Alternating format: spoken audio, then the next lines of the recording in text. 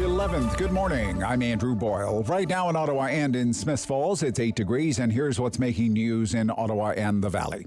Today marks 1 year since Ottawa Public Health reported its first case of COVID-19, a man returning from overseas.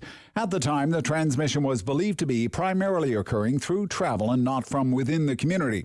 Medical Officer of Health Dr. Vera Etches tells the Rob Snow Show today the importance of OPH's role in the early days of this pandemic. All that unknown contributes to the fear, and so I wanted people to know there were things in our control, things we could do to protect ourselves and protect others, and that we would continue to share information as it was evolving. Now, she adds, at first, the only place to get tested for COVID-19 was hospital emergency departments. Now, that pushed the need to get assessment and testing centers open as soon as possible. And you can hear the full interview with Dr. Etches coming up on the Rob Snow Show in just moments from now. Prime Minister Justin Trudeau will stand in Parliament this morning delivering a statement on this National Day of Observance commemorating those who have died from COVID-19. Today does mark the anniversary of the day the World Health Organization declared the pandemic. More than 22,000 Canadians have lost their lives to the disease in just the past year. Are we ready for the border with the U.S. to be fully open? New York Congressman Brian Higgins wants the president to make that his next priority. Higgins is a Democrat. He wants the White House to prioritize easing the border restrictions by the end of May, since Biden expects most Americans to have access to a COVID-19 vaccine by then. Higgins northern states whose regional economies have been hit hard since the border was closed to all but essential travel almost 1 year ago. City News time at 9:02. A 30-year-old Ottawa man has been charged with street racing after a collision in Nepean. Police responded to the call about a single vehicle collision on Woodruff at Slack just before or just after 10:30 last night. Officers say the driver lost control of the vehicle, striking a hydro pole. No reported injuries, but southbound lanes of Woodruff were closed between Slack and Fallowfield until about 6:30 this morning. And now your forecast with meteorologist Jill Taylor. Very spring-like and almost summer-like for us, with the possibility of some isolated thunderstorms. Cloudy with periods of rain today, the high near 11. Stay quite mild through the evening, drop to 3 overnight, and then -1 for the morning low tomorrow. I'll have sun and cloud, chance of showers Friday, a high near 6 for today, near 11. And right now in Ottawa and in Smiths Falls, it's 8 degrees. City News time, 9:03. A memorial service held in Tokyo and a ceremony held in the town of Yamamoto to honor the thousands of lives lost. Japan marking the 10th anniversary of the tsunami that claimed 18,000 lives and displaced another 500,000 people. The magnitude 9 quake struck on March 11th, 2011. It set off a massive tsunami that swept far inland, destroying key infrastructure and causing meltdowns at the Fukushima nuclear power plant. Prince William hasn't spoken to his younger brother following Prince Harry and Meghan's interview with Oprah Winfrey, but says he's going to. William is defending the royal family against the couple's claims of racism, saying the royals are, quote, very much not a racist family. Meghan told Winfrey that a member of the royal family told Harry there were concerns and conversations about the color of her baby's skin when she was pregnant with Archie. I'm Andrew Boyle. For News Anytime, follow up online at ottawa.citynews.ca.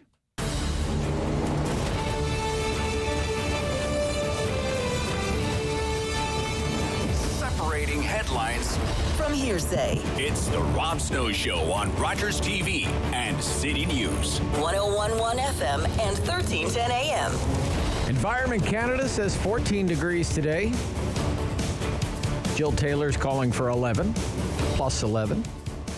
So we'll flirt with that record. Plus 12 is the record high for today. And look, whatever it is, it beats last week's weather. I just looked it up. This time last week, we had a wind chill of minus 19. So take your small victories where you can get them, ladies and gentlemen. Good morning.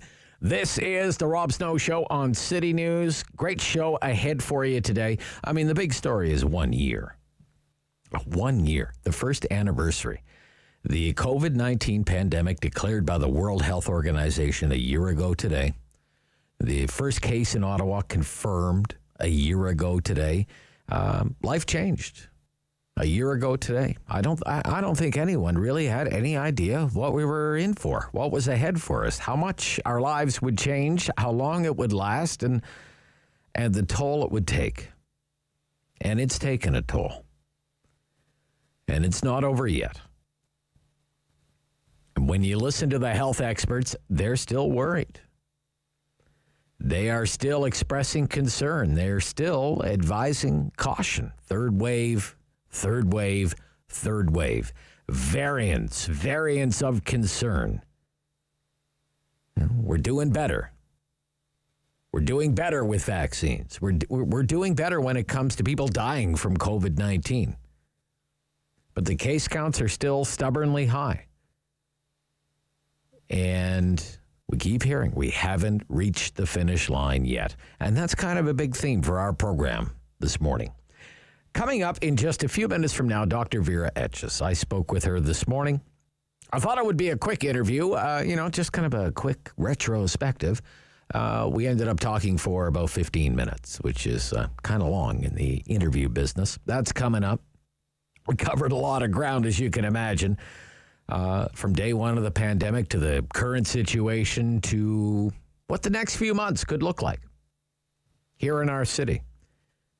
In addition to that, we're going to dig into some local issues. We'll do our city panel coming up after the 9:30 news with Pat Uguccioni and Walter Robinson, both very keen observers on city issues, municipal government. We'll talk about, the city's role in the pandemic response, in the vaccination rollout, how the city government has performed over the last year, the good, the bad, the complicated. Both Pat and Walter, they've both spent time working at City Hall in the inner circle. They get how the place operates. They know the culture. But we'll also we'll talk about some other city issues that have made news this week, like light rail, for example. The southern extension of light rail, phase 2. Behind schedule, reports say. Media reports say. And yet when some city councilors, your elected representatives, when some of them, 8 of them, wanted to find out, just how far behind schedule is that project, the mayor and his allies, 15 of them, around the council table, what did they do? They voted that down. They voted against transparency for the taxpayer. We are talking here about a multi-billion-dollar infrastructure project with SNC-Lavalin as a key contractor again. And media reports suggest it is as much as 4 months behind schedule. And yet, when it comes to the mayor and his allies, it's like some kind of state secret down there at City Hall. So you bet we're going to talk about that and get a load of this story. Ooh, this is a good one. According to the local news website, the Bulldog Ottawa, which is operated by Ken Gray, ex of the Ottawa Citizen, guess who is thinking about making a political comeback and running for mayor of Ottawa? Bob Chiarelli. Yeah, that Bob Chiarelli. The former mayor of Ottawa, the former regional chair of Ottawa-Carleton, the former McGuinty cabinet minister, the former minister of sky-high hydro bills, windmills and solar panels. It's only a cup of coffee a day for some billion-dollar gas plants. Yeah, that Bob Chiarelli. You remember that guy? Yes. Quote from Bulldog Ottawa. Quote, I have definitely not ruled myself out for mayor. Chiarelli said. He added he's receiving encouragement from a number of people in the community.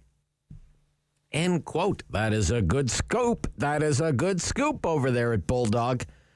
Well, it'd make for an interesting race, wouldn't it? Bob Chiarelli is 79 years old now. Bob Chiarelli for mayor. Holy smokes. 1995 called. They want their mayor back. An old colleague of mine is coming on our show this morning. Janice Dean. Now, some of you might remember Janice Dean. Or you might watch Janice Dean these days on Fox News. If you watch Fox News, she is senior meteorologist, Fox News Channel. She used to work at our sister brother station, CHEZ 106. We used to work together at another radio station here in town. We worked together just before she landed a job in radio in New York City. And the reason she's coming on the program is she has been really going after the governor of New York, Mario Cuomo. Now you think, like, why would a weather person from a cable news network be going after Mario Cuomo, the governor of New York? Well, Janice is married to a New York City firefighter. And both of his parents died in nursing homes in New York City. And Janice has been on a mission to hold Governor Cuomo accountable for a decision that he made about a year ago when he signed an executive order to transfer more than 6,000 COVID-positive seniors out of hospitals and back into long-term care facilities where they died. And his government is accused of covering that up. I'm telling you, she's been a force. She's been relentless on that. I mean, and for a long time, a lone voice in the media. And now, as you know, Governor Cuomo is in all sorts of other trouble for other reasons. He is accused now of groping a woman at the governor's mansion. The sixth woman now to accuse that man of inappropriate sexual behavior. Lots of speculation. Just how long can Governor Cuomo remain mayor of New York, given all of these mounting allegations? And Janice Dean has kind of had a front row seat for all of this, and she's going to join me this morning. She's originally from Smiths Falls. And we'll talk about a court challenge over the government-approved quarantine hotels. Christine Van Geyn from the Canadian Constitution Foundation on that. Randall Denley writes about the Ford government as a columnist for the National Post. He'll join us about the year that was for Premier Ford, and we will take your calls. Of course we will, during the talkback hour between 10 and 11 o'clock this morning on what the last year has been like for you and what the future holds. At 750-1310 after the 10 o'clock news on The Rob Snow Show on City News. The Rob Snow Show. When it came to opening the business, because I was so young, there was a lot that I didn't know about management, financial management, management of people, all around management, I think is the word that I always come back to. I think that I always had a passion and I knew that I wanted to create a space for people to get their hair done, but I had no idea, even having studied business management, what it really took to open a business as well as sustain a successful business. So in 2014, I was actually working with Angela Sutcliffe. She was my business coach at the time, and she was like, what's your niche? Like, what separates you from other salons? And when we started to really dig, it was the curls. It was the fact that we work with all curl types: curly, kinky, wavy, coily, which is how we identify our curl types. And then you have straight hair as well, of course. But you know, more than 70% of the world has some sort of curl pattern to their hair. And we just realized that that was not being addressed. It wasn't something we learned about in school. So I went to the States and I traveled all over to kind of gain the information that I have now to be able to share it with our clients and as well as with other stylists. So in March, when it came, I thought it was gonna last, a week, 2 weeks, through, I think it started off at 2 weeks.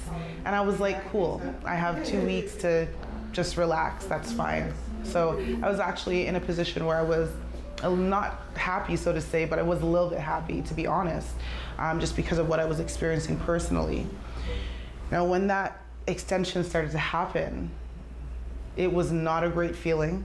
It was very uncomfortable not knowing how I was going to support myself financially. So I'm so excited about the Academy. It's something that I started and I launched it during the pandemic. So I've been teaching for a number of years. I've been educating for a number of years. I educated at Algonquin, I've educated at Versailles Hair Academy, and I've also educated in my own space, in this space and my old space up on Greenbank. And so it was just a continuum of what, I've been doing for these years. When we have a client in our chair, it's not just about making your hair look great. It's about how do you go home and take what we've just taught you and emulate that. So now with a world where people want to quote unquote be diverse, what does that really look like in a salon setting? And for me, it looks like being able to invite any curl type, any hair type really, because I can take care of straight hair types just as well as, I can take care of curls. And we cater to all curl types regardless of what you look like on the outside, we got you.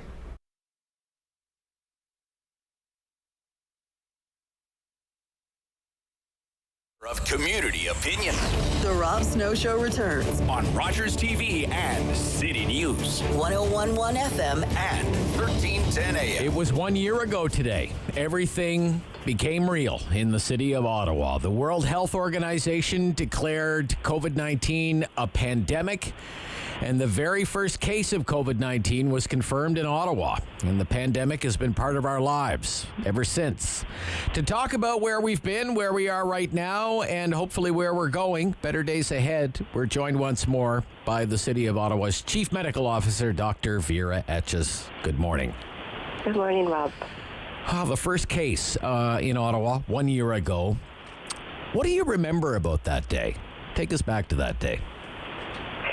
It was a time when we knew we needed to be able to detect COVID-19 in our community, and we had been working hard with our healthcare providers, the hospitals especially. The emergency departments were the place for COVID testing, and we knew we needed to change that. We were working on getting assessment centers open, and so we knew it could be detected at any time.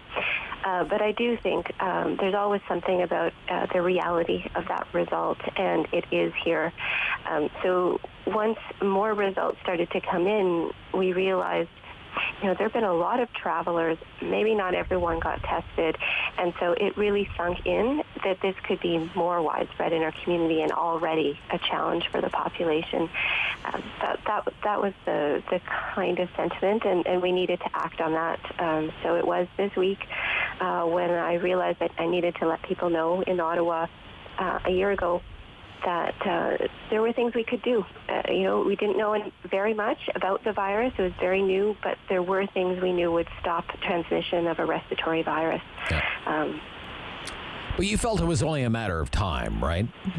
Did you have a sense of inevitability that it's only a matter of time before we get a case here in the city? Unfortunately, as we saw it spreading beyond Wuhan and then beyond China, yes, we had the sense this was a pandemic. I think before this week last year, we were talking a bit about preparing for a pandemic. I do remember people talking about hoarding, and don't hoard, but prepare.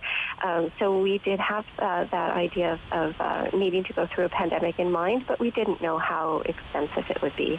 Yeah. Yeah, I think I might have a 12-month-old roll of toilet paper somewhere in my house now that I think about it. Exactly. Going back to those crazy days. But what did you want to communicate at that time? Because you don't want people... I mean, you want people to take it seriously, but you don't want people to panic, right? So... Unfortunately, there certainly was a lot of fear, and there still is. Nobody wants to get an infection that could cause serious illness and die. And so, especially when things are unknown, we don't know enough about the virus in the early days, all that unknown contributes to the fear. And so I wanted people to know there were things in our control, things we could do to protect ourselves and protect others, and that we would continue to share information as it was evolving. Yeah, and really, a year later, a lot of that advice has not changed all that much, has it? Wash your hands, wear a mask, stay 6 feet apart, stay home if you're feeling unwell. don't travel unless it's essential. I mean, a lot of this has been a consistent message, I think. The principles work. I think what we saw was some changing in the understanding of how masks should be used because of the asymptomatic infections that became clear. It wasn't just a matter of wearing a mask, if you were sick to prevent others from getting your respiratory droplets. It became, you might be sick. And so if everyone wears a mask, then that stops, the transmission, even when people don't realize it could be happening. But yes, these principles are absolutely the foundation of stopping transmission. I think the other one we've learned in Ottawa is how important it is specifically to think about our social contacts. And that sometimes is challenged because we need social contact. So trying to find new ways to gather virtually or outside, these kinds of things have also become more important. On masks, there have been two hot issues on my radio show that people have really debated. One is lockdowns and the other is masks. The mask debate has certainly died down as it's become, people have just gotten used to it and accepted it as part of their everyday routine. But on the wearing of masks, it didn't become mandatory until July. We didn't have a mask mandate until July in the city of Ottawa. Do you think we moved too slow there, not fast enough? What do you think? I think if we had understood how much asymptomatic transmission was happening faster and promoted mask use earlier, it could have made a difference in the first wave. We were trying to get a supply up, right? The hospitals and long-term care homes especially didn't have all the supply that they needed for their workers. So this was a concern. We needed to grow the supply chains for masks as well. And for the cloth masks, the same.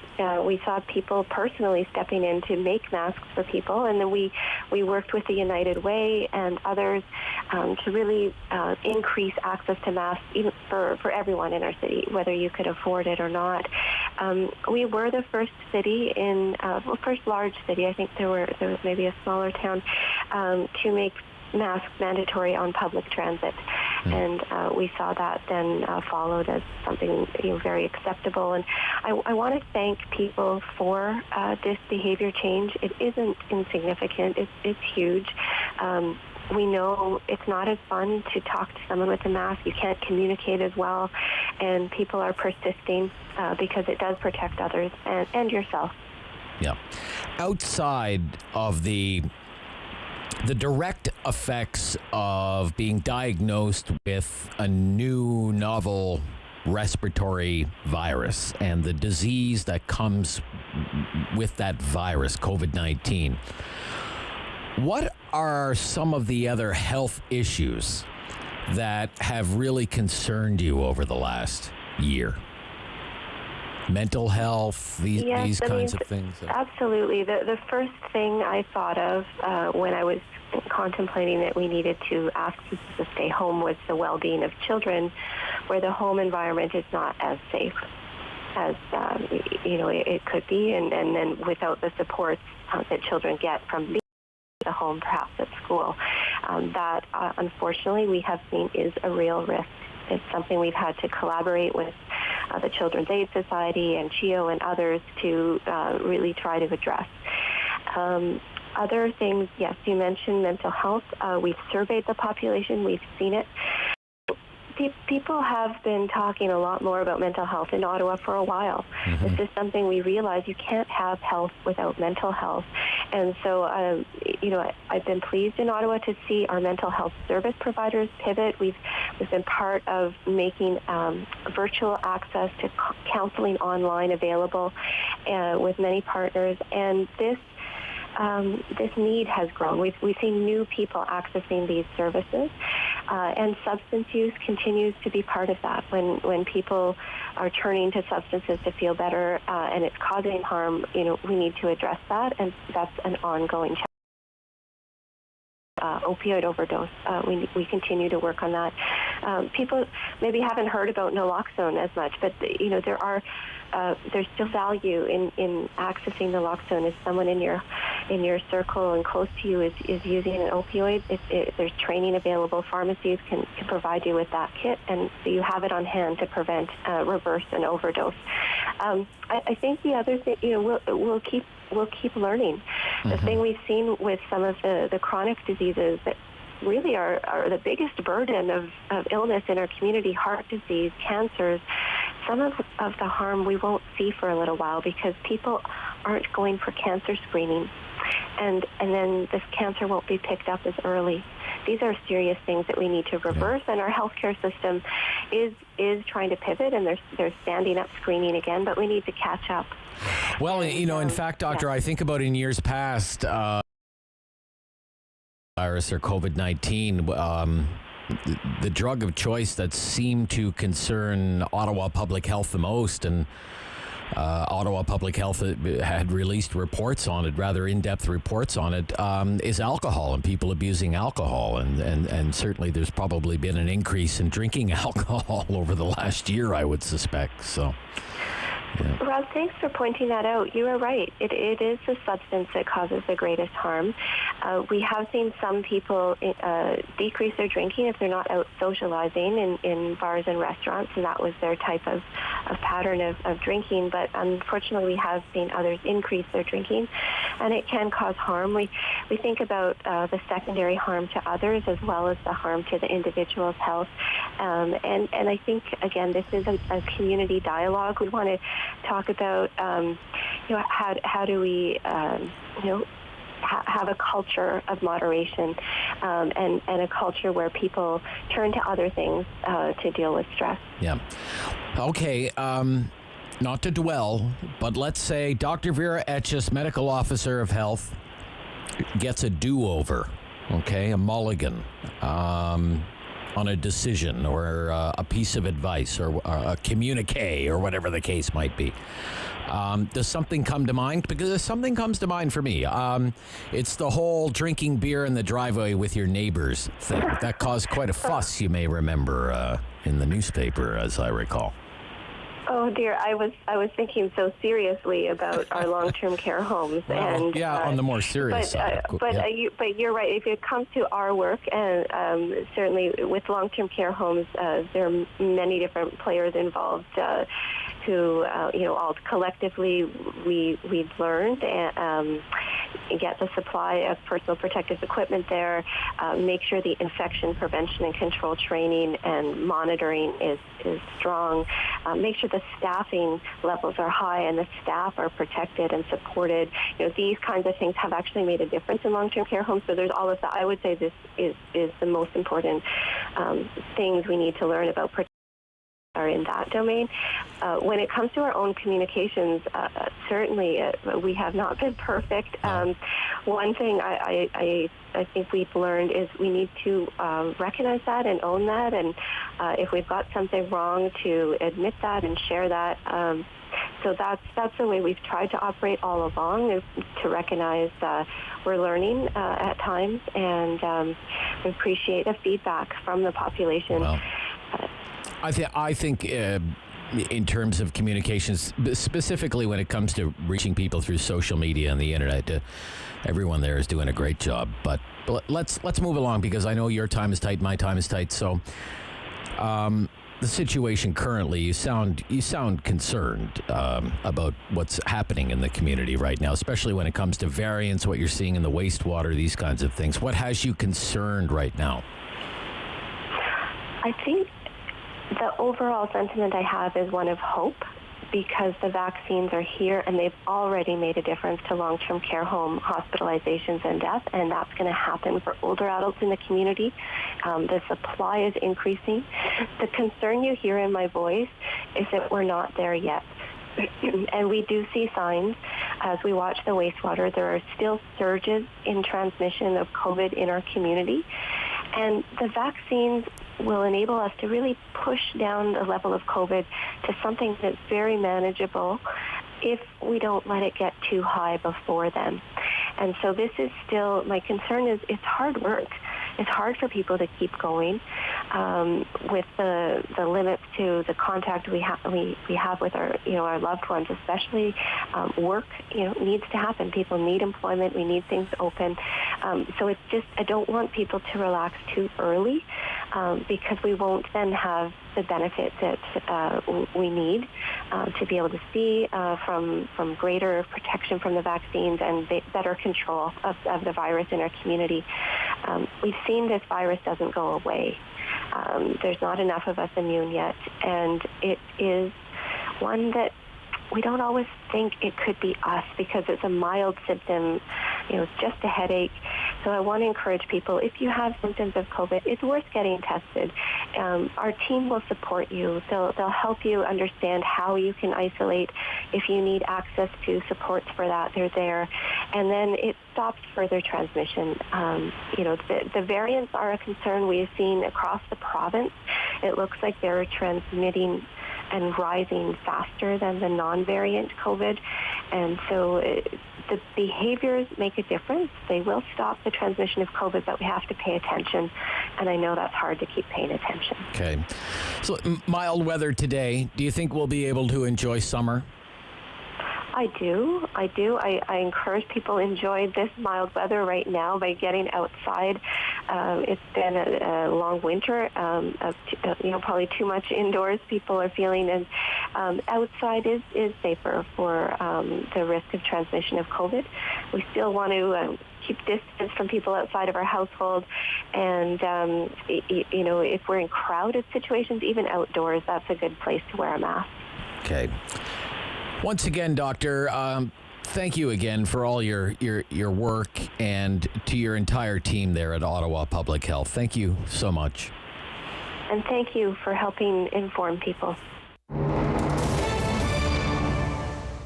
The Rob Snow Show.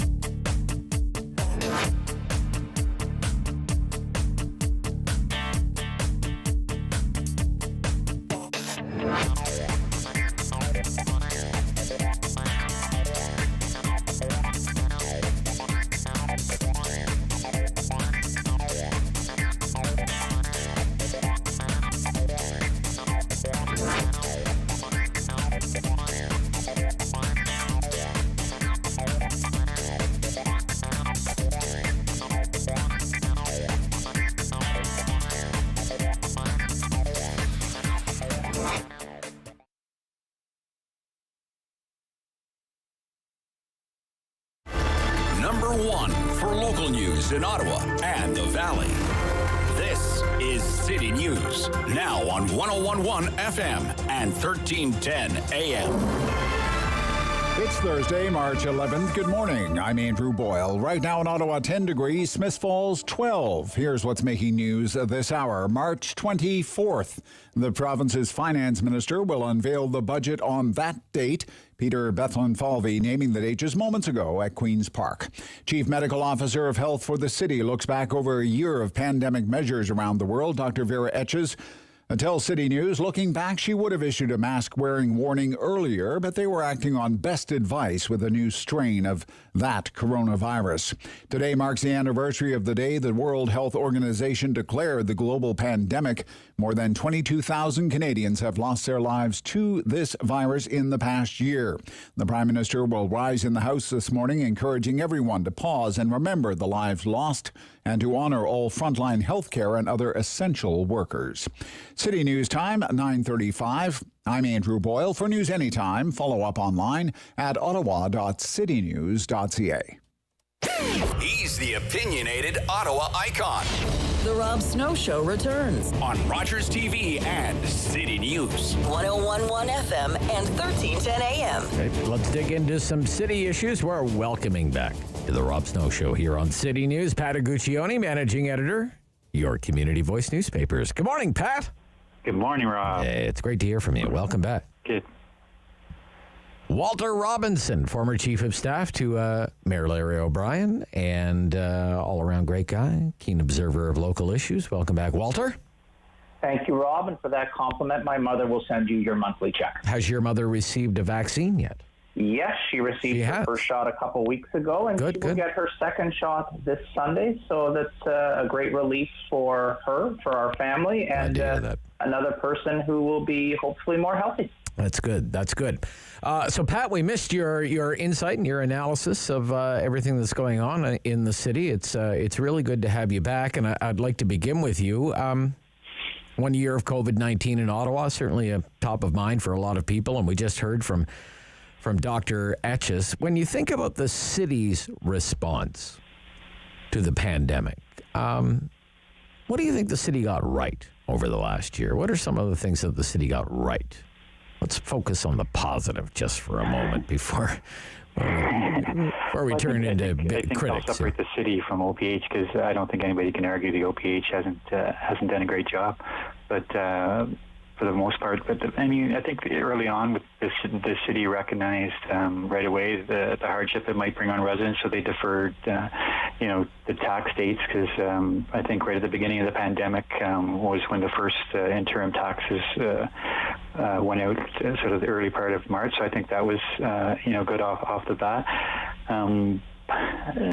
Basically, I think most of the city's response has been through OPH. So I think it's hard to argue that they got anything wrong. There's been some missteps along the way, of course. There's no blueprint for this, but I think some people might argue at the beginning bylaw was a bit heavy-handed, and I think the comments from DeMonte recently is that I think that's been taken care of. Okay, Walter, what do you think? Starting with the good stuff, where you would give them kudos.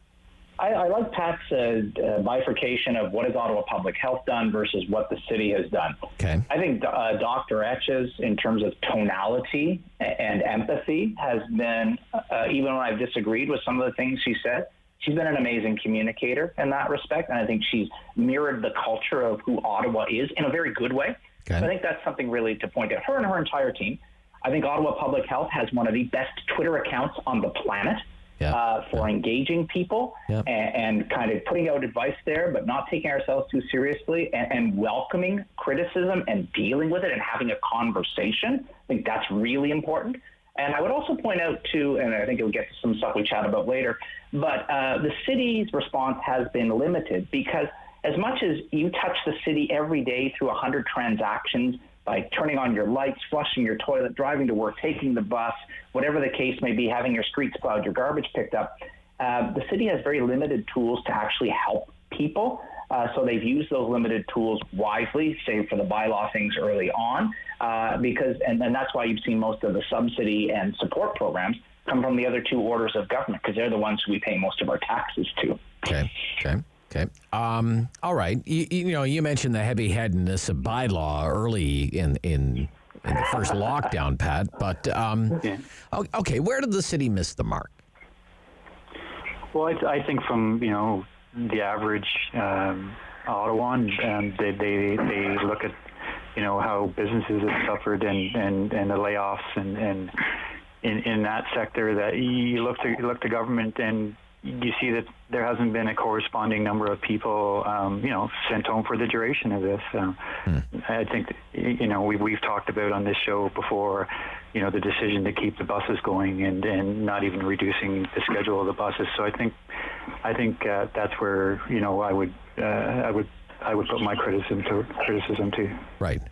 Yeah. That there hasn't been, I guess I would put it this way, because this is how I put it in the past. There hasn't been much show of restraint, I think, when it comes to the city. To me, the city seems to be operating much as it did before there was a pandemic.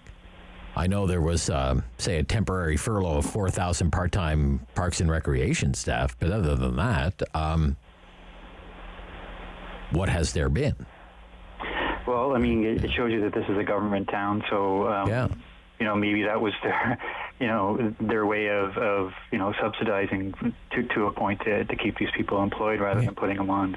But I mean, the average person. But then the city has to turn around and go cap in hand to upper levels of government, to fill a budget deficit. Right? Here we are, quarter of the year, and we were told that we would hear something from the upper levels of government as to what our next sort of bailout money is, and we haven't heard anything, and there's no talk about sort of how we get through the rest of this year. And I think it was 33 million from the province came our way, right? But, so I mean, that's a drop in the bucket. $150 million. They say they're going to be in the hole if this continues through to the end of the year. So. Yeah. What do you think, Walter? I think the financial things are interesting. We have a federal government who hasn't been able to give us a budget in 2 years, and we'll have 3 Ontario budgets before we have one federal budget. So that's just an aside. Yeah, and the city passed a budget. The city managed to pass a budget. So I think the other thing where the city misstepped early, and it's easy to be the year later quarterback. Sure. Yeah. In the United States, in LA and other places, you saw the mayor of LA closing City Hall, shutting down programs. And we didn't do that in this city till 3 and 4 weeks later, partly because of the pace of the disease, but I think we were slow in some of the early mitigation measures based on a lot of unknown parameters. And I have a lot of sympathy and empathy for people making decisions in the moment, and especially in the pandemic. You're only an expert in yesterday. Every day you're a beginner in many ways. Right. Why is it that you want to, Pat, kind of separate Ottawa Public Health from city administration? What's your thinking there?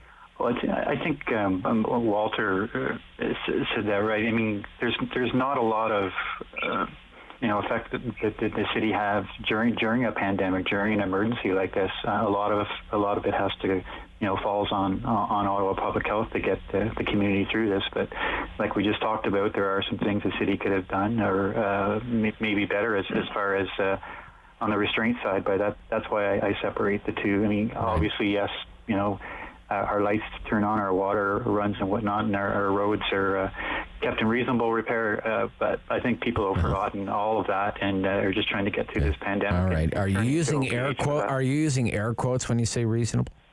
Reasonable. Reasonable, yeah. I think a lot of us aren't on the roads lately, so I hear they're filling in potholes, but I haven't, like many people, been on these roads that often. So. Right. Yeah. I can say a good thing. I've seen on the weekends when I drove on the weekend.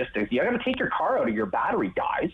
I drove on the weekend, and I saw construction on LRT extension on Saturday afternoon and Sunday morning. Wow. I'd never seen that before. Where was that, Walter? Where was that? Near Montreal Road, and working through where they're trying to do the extra ramp coming over where the bus ramp comes around Blair, and that's been extended. Oh, yeah. Okay. I saw work. I was impressed.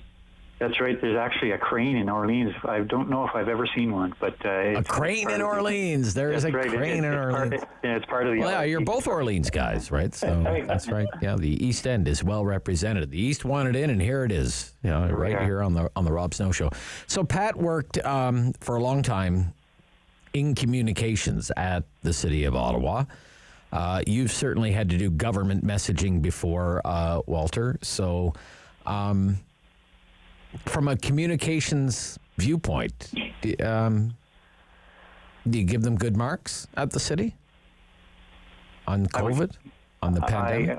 Again, on the OPH side, and Walter said it, the communication has been outstanding and probably the best in North America, especially on the social media side. And I think moving forward, the city itself might want to take a lesson from OPH about how to do their own Twitter account. It should be a two-way conversation, not always a one-way conversation. I think OPH and Ottawa Hydro, to a point, has shown that that's how social media should be done. Yeah. What do you think, Walter?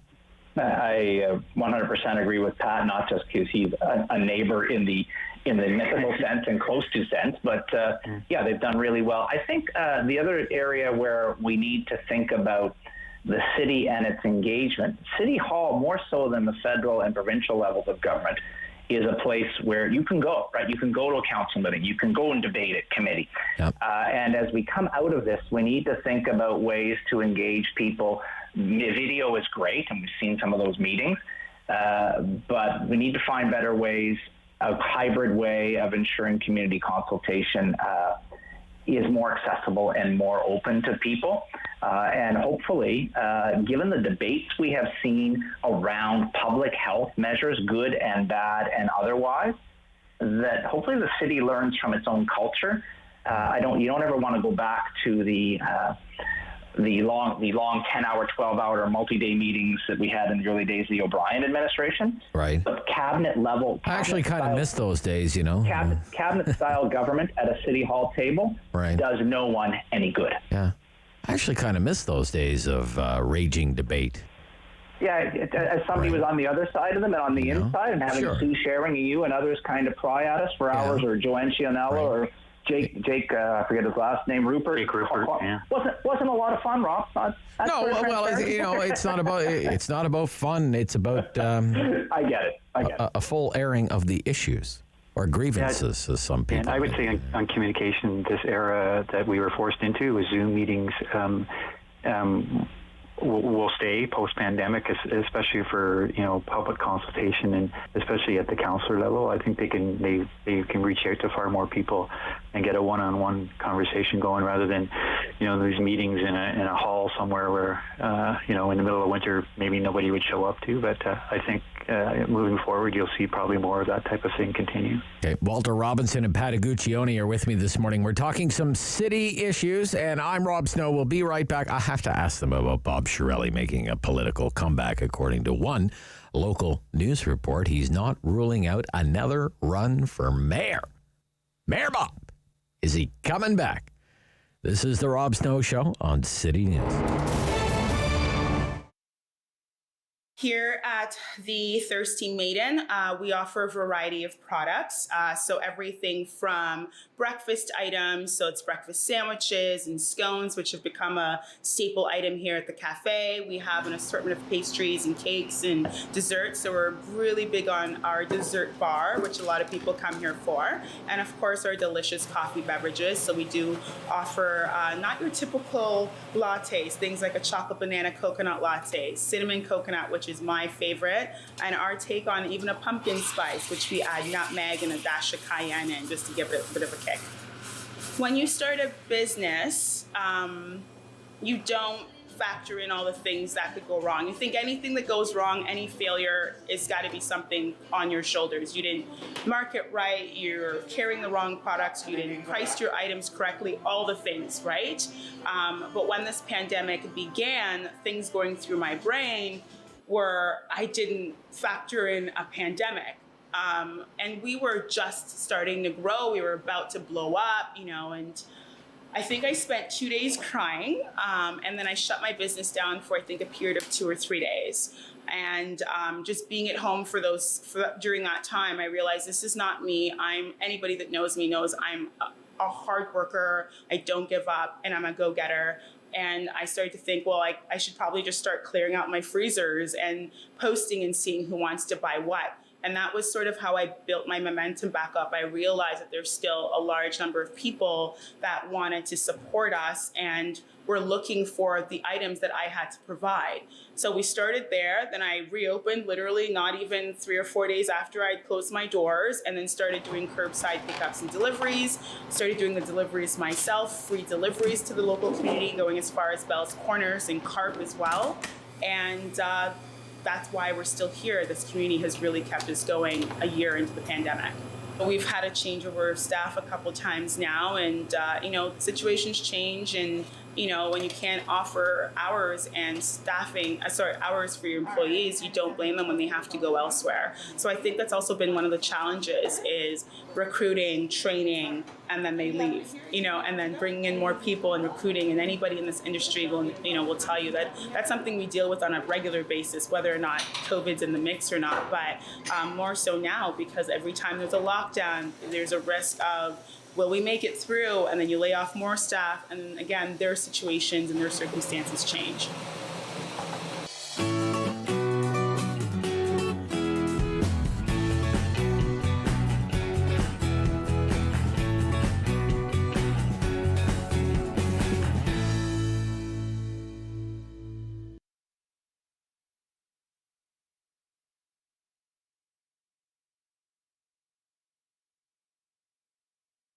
Opinions. The Rob Snow Show returns on Rogers TV and City News. 101.1 FM and 1310 AM. Back with our commentators on city issues this week, Pat Uguccioni and Walter Robinson. Let me read you this. The headline is, Bob Chiarelli very seriously considers run for mayor. This is from BulldogOttawa.com, which is run by Ken Gray, ex of the Ottawa Citizen. Okay? Quote, a day after Gloucester Southgate councillor Diane Deans said she's pondering a run for mayor, another familiar face is doing the same thing. Former Ottawa mayor and minister of everything in the McGuinty provincial administration, Bob Chiarelli, says he is very seriously considering running for mayor. I have definitely not ruled myself out for mayor, Chiarelli said. He added he's receiving encouragement from a number of people in the community. I believe there is a need for a serious election, he added. Chiarelli's intention is surprising, given that he and Deans have a great deal of regard for each other. She's okay with it, the 79-year-old said. I have a lot of respect for her. Chiarelli said he's been thinking about how to deal with a number of current big city issues. And he goes on for the state of the roads, infill, intensification, these kinds of things. Pat Uguccioni, what do you think? So I have to declare a conflict of interest. Conflict of interest, okay. Bob and I are friends, and I have worked for him in the past, and I have spoken to him about this. And you have? He's thinking about it? He is, and I think a lot of people have approached him, and that's kind of where these things come from. It sort of bubbles up from, people approaching you before you make up your own mind. But I think bottom line, he wants to bring back more of a civil debate to City Council on a number of issues, and he thinks a number of issues are haven't been handled well, obviously the LRT being one of them, but bottom line, I think anyone that knows him or worked at City Hall or worked for him knew that he sort of worked on an open door policy, had a very good relationship with all of the councillors, whether he agreed with their points of view or their ideologies or not. So I think that's driving part of why he wants to come back to bring that civil debate back. But do you think the voters would have him back? I can only give you this one example. When I was running, he was knocking on doors with me, and he had an amazing reception at the doors that people did open, as you know, during the pandemic. Not really? A lot of doors open, but in Cumberland, Orleans, and even some of the newer parts of the ward. So I don't.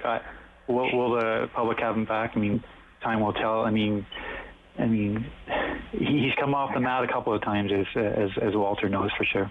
Okay. What do you think, Walter Robinson? A political comeback to the mayor's office for Bob Chiarelli? I saw that on Ken Gray's site, the Bulldog. I have a conflict to declare. I criticized Bob Shirelli a lot when I was at the Taxpayers Federation. And well, if that's a conflict, I declare a conflict too. Okay. Bob has a lot of experience. I wanted to check the Twitter feeds. I want to know if Brendan McGinty and Brian Guest will be making reappearances. Good guys to be fair. The killer bees in the Bob Shirelli administration, if they're coming too as part of the package.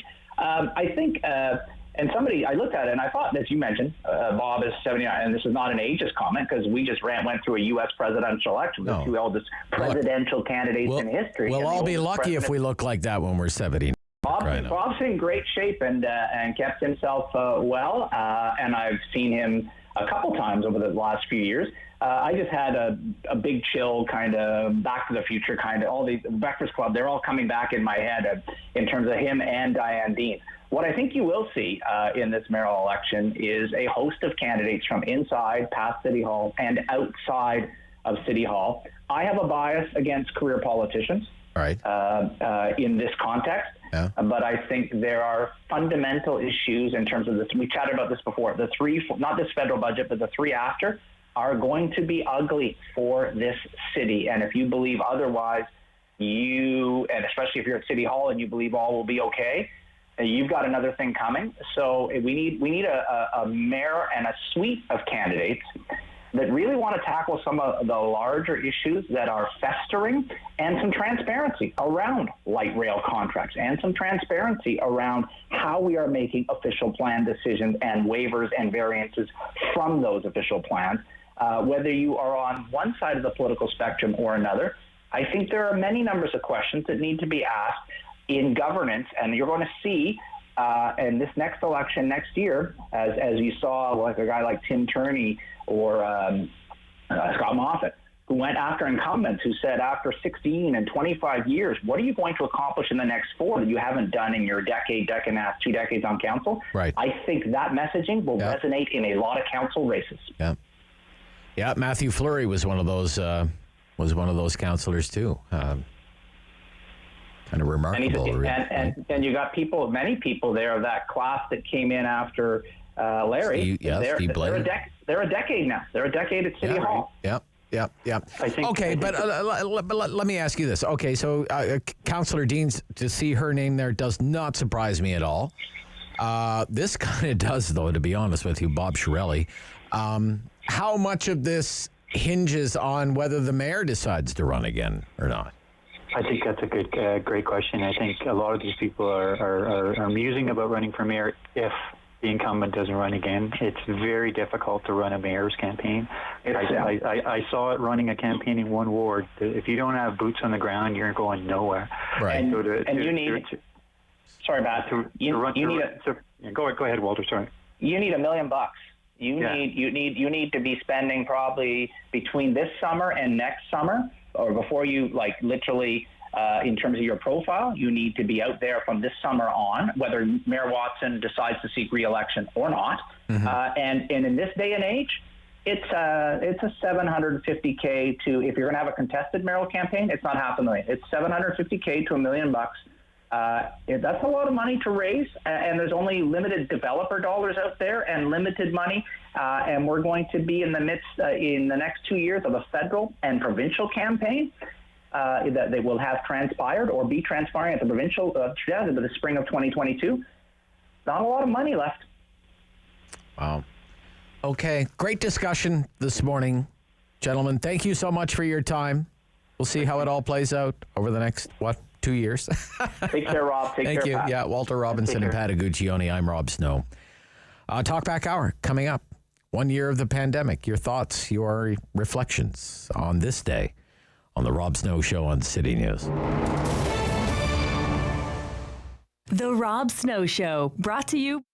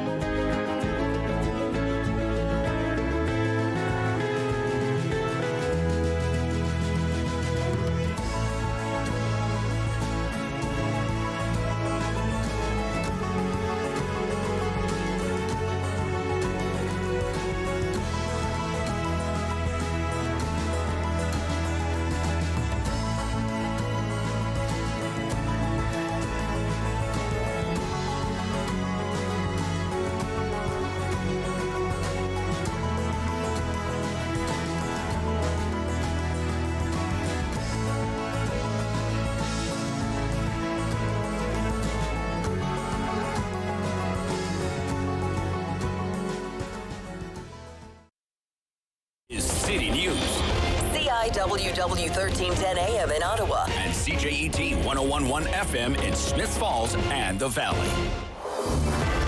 Number 1 for local news in Ottawa and the Valley. This is City News, now on 101.1 FM and 1310 AM. It's Thursday, March 11th. Good morning. I'm Andrew Boyle. Right now, 10 degrees in Ottawa, 12 degrees in Smiths Falls, and here's what's making news in Ottawa and the Valley. The province now has a date for the next budget. Finance Minister Peter Bethlen-Falvey just making it official. On March 24th, I will deliver Ontario's 2021 budget. Our government's second pandemic budget will focus on protecting people's health. Now, Bethlen-Falvey did talk about the fact that the variants plus some other issues mean that there will be more spending in this budget. Our third quarter finances show that the government is projected to spend $25 billion more in 2020-21 than we did in the previous year. Our government knows that this level of spending is not sustainable in the long term, but I'm convinced it's absolutely essential right now. Now, during his remarks just a few minutes ago, he did kind of dismiss the idea of any potential budget cuts or tax hikes, saying that the province would choose another path to get things back to the balanced books. I'm Omen Qureshi. City News time, 10:01, and now your forecast with meteorologist Jill Taylor. Very spring-like and almost summer-like for us, with the possibility of some isolated thunderstorms. Cloudy with periods of rain today, the high near 11. Stay quite mild through the evening, drop to 3 overnight, and then -1 for the morning, though, tomorrow. I'll have sun and cloud, chance of showers Friday, a high near 6. For today, the high near 11. And right now, 10 degrees in Ottawa. It's 12 degrees in Smiths Falls. Just getting the latest numbers from the province on COVID-19 cases. 1,092 new today in Ontario. 64 of those are in Ottawa's health unit. There are 8 more cases in Leeds, Grenville, and Lanark. 18 in the Eastern Ontario health unit. County has 2 new cases of COVID-19. Now, today does mark 1 year since Ottawa saw its first case of COVID-19, and the city's top doctor looking back on where we've come in the past year. Here's City News reporter Alex Gouge. The first case stemmed from a man returning from overseas. At the time, travel was believed to be the main source of transmission, not from community spread. Medical Officer of Health Dr. Vera Etches explains testing also had to be conducted through emergency departments at first, which caused the push to get Ottawa's assessment centers open. She tells the Rob Snow Show what the impact might have been if some action was taken even sooner. I think if we had understood how much asymptomatic transmission was happening faster and promoted mask use earlier, it could have made a difference in the first wave. We were trying to get a supply up. The doctor says since the unknown at the start of the pandemic added to fear among residents, she wanted people to know there were things Ottawa Public Health had control of and could do. Dr. Etches adds, while the vaccination supply is increasing in Ottawa, we're not there yet, as there are indicators of surging COVID levels in the city. Alex Gouge, City News. City News time, 10:03. A couple of men from Smiths Falls are facing charges after a home invasion in the Rideau Ferry area of Drummond North Elmsley Township. Just after 1 o'clock in the morning on Saturday, Lanark OPP were called to a residence on Elsie Street. 2 men had been assaulted, suffering non-life-threatening injuries. Now, 19-year-old Jesse Chouineur and 31-year-old Adam Budd face charges of assault with a weapon, break and enter, as well as mischief. Prince William has defended the royal family against accusations of racism made by his brother Prince Harry and sister-in-law Meghan. Prince William, who's second in line to the throne, is the first royal to address the Harry and Meghan interview. On a visit to an East London school, a reporter asked him directly, Is the royal family a racist family, sir? No, we're very much not a racist family. What about any recent contact? Have you spoken to your brother since the interview? No, I haven't spoken yet, but we'll do. Harry and Meghan's allegations have rocked the royal family. Buckingham Palace has responded with a short statement, but that's failed to quell the controversy. Tom Rivers, ABC News, London. And I'm Andrew Boyle. For News Anytime, follow up online at ottawa.citynews.ca. It's time to talk back on the Rob Snow Show.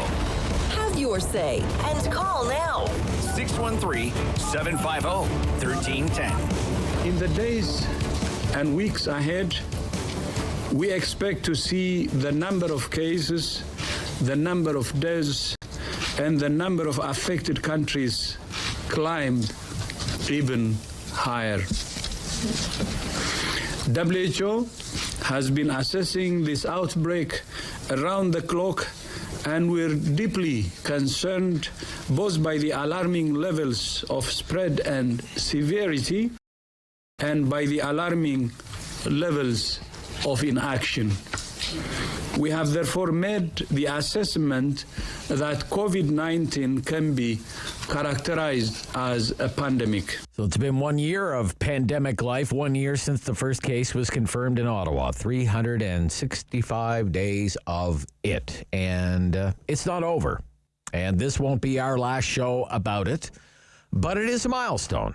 And I'm open to taking calls on just about anything related to COVID-19, the pandemic, vaccines, whatever angle you want to go with this morning. Because I think these anniversaries come, and it is an opportunity to take some time and think about things and pause and reflect and remember.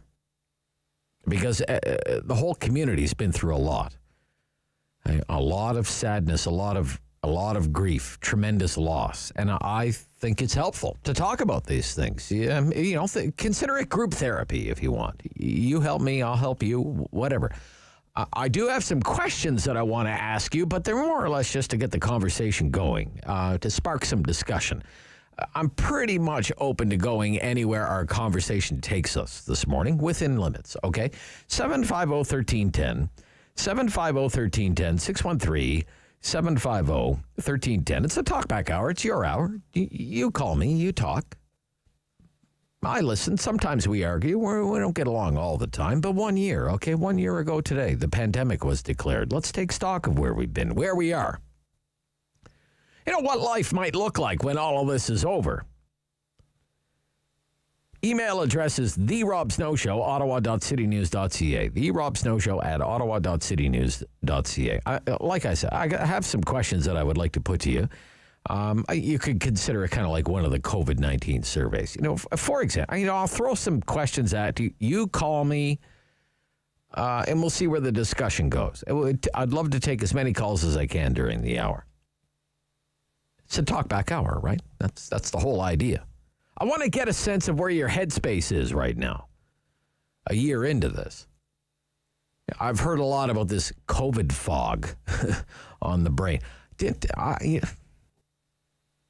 David's nodding his head. Yeah, me too, David. For sure. Because it's been a long year. It's been a year of tragedy. It's been a year of loss and sadness. And I'll be honest with you, and I'm sure David will back me up because we've kind of been doing this tag team together. There are times when it's really gotten to me.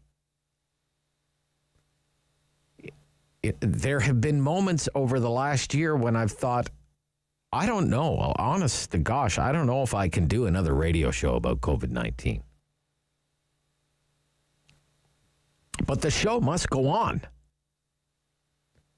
And this won't be the last COVID-19 show that we do. Not by a long shot. I guarantee you that, ladies and gentlemen. It's not over yet. So grab a line, 750-1310. Some of the things I thought I'd just run by you, and again, just where your headspace in right now, a year into this. For example, lockdowns. If there's one thing we've talked about more than anything, I think over the last year, it's been lockdowns. I would put lockdowns number one. I put masks number two.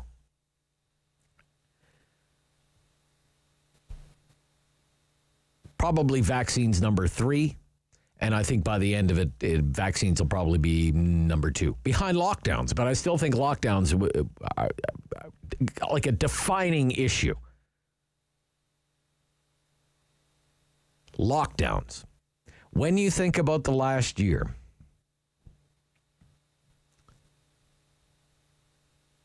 were lockdowns necessary? When you think about the last year, was it necessary to impose those lockdowns, to close businesses, to order people to stay at home, to tell people to stay at home?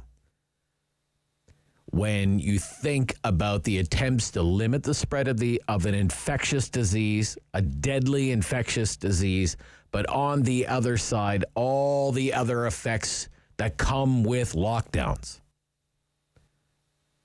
Do you think lockdowns were right? On balance, And then, would you accept another lockdown? Third wave. If the government comes to you and says, we need to lock things down again because of a third wave, because of these variants of concern, because the variants of concern take over, they lead to a spike in cases. And Doug Ford comes to you again and says, sorry, folks, we told you we'd pull that emergency brake, and now we've got to do it. We've got to pull that emergency brake. And I hate to do this to you. I know it's going to be tough, and I know you've been through a lot already. We have to impose another lockdown. Well, what would your reaction be to that? Would you think, okay, we've done it before, we can do it again? Or would you be like, no, enough with the lockdowns. Okay, we have vaccines here. Let's ride it out. Let's try and ride it out. What would you think? Lockdown 2021 edition, or is it, no, I'm done with lockdowns? Okay, 750-1310. Vaccines are here. They work. Sure, the rollout didn't go well, but the numbers are improving. Do you just ride out this third wave because we have vaccines now? Or if the case count and the hospital situation does take a turn for the worst, should the government impose another lockdown? Would you be okay with another lockdown? I would say over the last year, the whole issue of closing businesses, enforcing lockdowns, I think that's the one that's consumed the most airtime, without question. It's been the most divisive topic of them all. Was government right to impose lockdowns, and would you accept another lockdown? 750-1310. Then on masks. I could ask you about masks this morning. I asked Dr. Etches about this morning in our interview.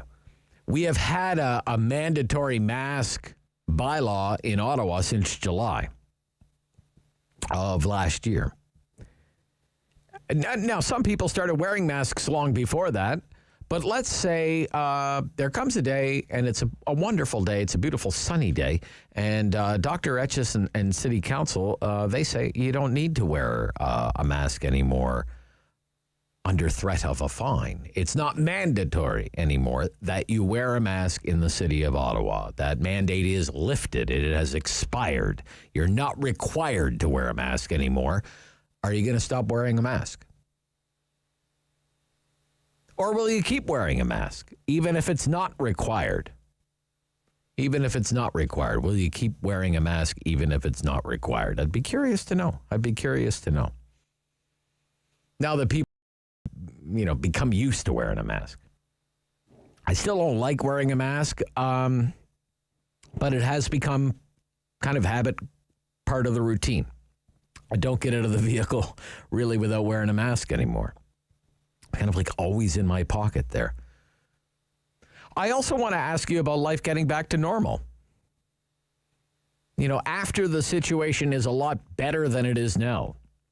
Whenever that happens to be, whether that's this summer, this fall, early next year, and millions of Canadians, hopefully tens of millions of Canadians are actually vaccinated, and, the restrictions are lifted, and all the businesses are open, and we never have to hear that word lockdown ever again. I want to ask you, are you going to go to a restaurant?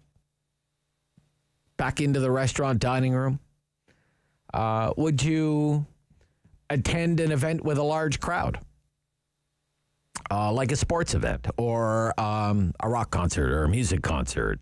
Would you go to a Senators game? Would you go to a Red Blacks game? Something like that. Would you attend Ottawa Blues Fest or Canada Day celebrations on Parliament Hill? Whatever, something like that, right? A big crowd, something that draws a big crowd. Are you planning to travel anytime soon? Either internationally or domestically. Are you open to getting on an airplane again? Are you open to staying in a hotel room again, taking a vacation? In addition to that, would you go to the movies? Would you go to the theater? Will you ride public transit if you have and this is a key question, would you ride public transit if you have another option, like your own private vehicle? Lots of people in Ottawa used to take public transit before the pandemic, even though they had their own vehicle at home in the driveway. Do you plan on going back to public transit, riding the bus, riding light rail, for example? Or are you thinking, you know what, I'm not too crazy about being on the 95 or whatever now, or taking the light rail? I think I'll stick to my own, whatever, my own minivan or my own SUV or my own car, whatever the case might be. So some questions, a few more for you. 750-1310, 1 year of pandemic life in Canada, in the city of Ottawa. Your thoughts, please. 750-1310, Talkback Hour here on City News.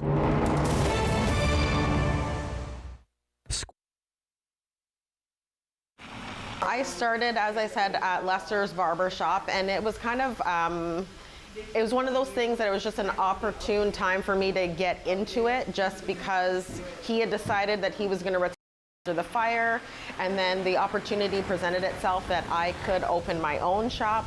And so I went from a 150 square foot space on St. Patrick's Street to a 600 square foot space just on Beechwood to now here, and I'm in a 1,400 square foot space now.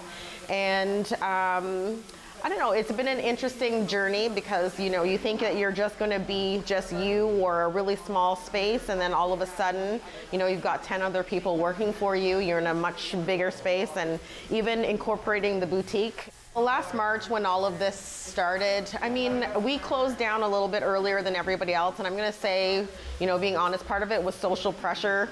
We shut down before everybody else did, and I'm watching all these other salons, you know, just be really responsible and say we don't want to be a part of the process. So we got ahead of it and closed, and then, you know, the week later, the government's like, everybody's shutting down. And so it was a little nerve-wracking. I guess the first step of us, you know, trying to innovate and just keep moving forward was when the salon is closed, right? It's like, what do you do? Our whole industry is based on being with people, cutting their hair, providing a service. You have to be people together to do that. You can't do that remotely at all.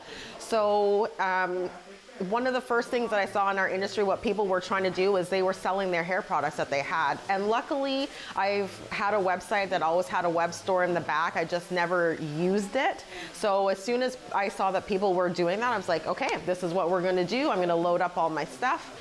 And so that worked out really, really well. And then from there, I managed to find a place that was like a wholesale website that allowed you to have net 60 days. So you don't have to, you can order all the stuff. You don't have to prepay any of it. There's free returns, all that. So that made it really easy for me to bring in other products and start trying to sell it. And so I went from selling hair products to shave products to bath and body products to a little bit of clothing and jewelry, and now it's just morphed into this whole, like, I want to make it a whole legit boutique. And by December of last year, I decided that this is a full-fledged thing and we're going to separate it. It's its own company. So it's really finding an opportunity that's there and running with it. So it's been really fun. Our clients are loving it. Our clients that have been here for a long time, they love it.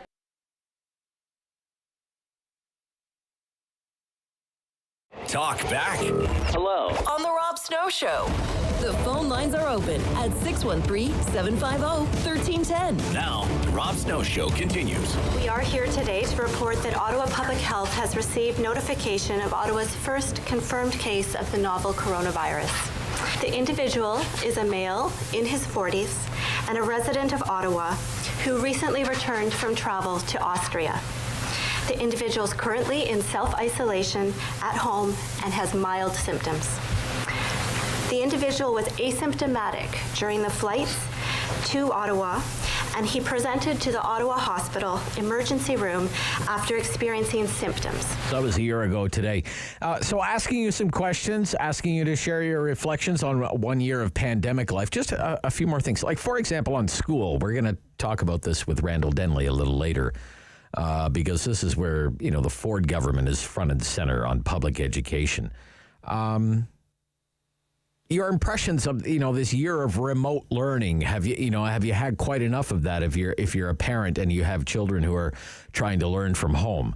Or would you keep your children out of school? Or is it time to get back to the classroom? I've had quite enough of that. Get back into a physical classroom. And, given just the terrible toll, we're also going to talk about this a little later, the long-term care, the terrible toll that this has taken on the elderly. It's kind of a difficult. Would you avoid placing a family member in a long-term care home? I mean, it's a hard question to ask because, there's no easy answer. There's so much stress associated with taking care of the frail elderly, a family member with complex medical conditions. There comes a time when families just aren't equipped to provide that level of care anymore. And they need help. They need the long-term care system. But I do wonder if the events of the last year have perhaps changed the way some people view the whole long-term care system in this country. If people are really serious when they say, I'll never put my family member into a long-term care home. I could probably ask you a few dozen more questions, but those are some of the ones that popped into my head this morning. Maybe some of them don't even apply to you, but nevertheless, Talkback Hour, 750-1310. I'd love to hear from you on as we take some time and just think about the last year and everything everyone's been through. Dan in Ottawa. Dan, good morning, sir. Good morning. What are you thinking about this morning, Dan? The variants. The variants, yes. Yeah, I don't understand why we were all locked down. I couldn't go see my mother. I couldn't go here. I couldn't go there. Yet these international flights are flying in from all over the world into Toronto, where the cases are super, super high. Yep. And yet we're told, don't do anything, stay in, we're all locked down, but yet the flights come in. Yes. Our prime minister's answer was, well, we can't cancel that. There's cargo coming in. Well, if the cargo are people, then I understand. Otherwise, somebody make me understand why we are locked down, and now all we hear is variants. Well, this one came from the UK, this one came from Britain, this one came from here, this one came from there. Yep. So what, we're all in it together? What do you mean, we're all in it together? We're all locked down? Right, so the international travel, very frustrating, right? It makes no sense see the at level all. of it. It makes no sense at all. You know what I mean? I don't understand. And now that's what they talk about. Well, you got to be careful. The variant, there's other variants in the other variant. Well, of course there's other variants. Yeah, and I heard a news report, news study, the UK variant is more deadly, which is not what they were saying, a couple of months ago. It was more contagious, but not necessarily more deadly, and now it's actually might be more deadly, too. Right, so. And then let's shut the door after the Barnes got out. Now the Prime Minister's come in, and he's making people stay in hotels and all this other stuff. These rapid tests that they've had in lockdown forever that they've never used. Why weren't they using these at the airports? Why weren't they testing people when they come in? Sure. Yeah. All good points you make, Dan. And it makes no sense to me whatsoever. Okay. I mean, now on the lockdowns, though, generally speaking, do you think they were necessary, a needed measure, overkill? What do you think, Dan? Well, I mean, the death toll alone says that it was obviously needed. Yeah, but I mean, it's like they shut half the door. Okay. They locked us all down. But it was wide open at the airport. But wide open. Let it fly in, let it go. Let it go, Okay. So what if there's another lockdown? How would you feel about that? Well, I mean, there's not too much we can do. I mean, we're kind of at the mercy of them. Yes. We do what we're told, right? We can't make our own rules and it'd be anarchy. But I mean, it's stop the flights coming in. I obviously they can't. So, right. I mean, it's catch-22 for everybody. I won't even get into the monorail and the mayor's personal taxi that he's got there. And as I drive that's a conversation for another day. Don't worry. You got that right. We have many other days. Roads are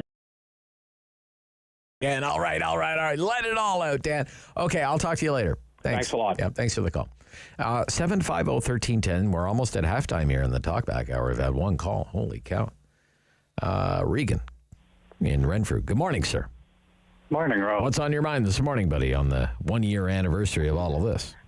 I guess what it's shown me is, I mean, I give a lot of credit to all the healthcare people and that, but what it's given me a real disdain for is, what it's really shown is some politicians' true colors on, how they put their own political agenda ahead of the health of the people. Okay. Or that they use the pandemic to cover up everything from their own incompetence or ineptness or hidden agendas, Okay. It's just, we're more worried about losing a vote, on the provincial side, whether it's Jason Kenney or Doug Ford, and I hate to say it because I'm a conservative, but... Right, okay. The lockdowns should have come much sooner, and it should have been... You think the lockdown should have come sooner?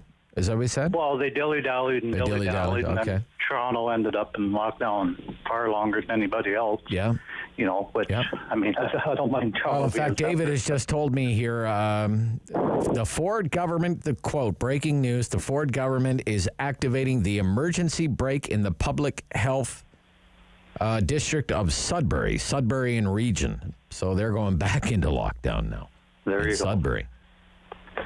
But it's just, everything's wishy-washy and dilly-dallying just simply because we're scared of losing the vote. Or in the federal government's case, we'll just blame everything on the pandemic, so we can't be accountable for anything because we just want to spend money. Right.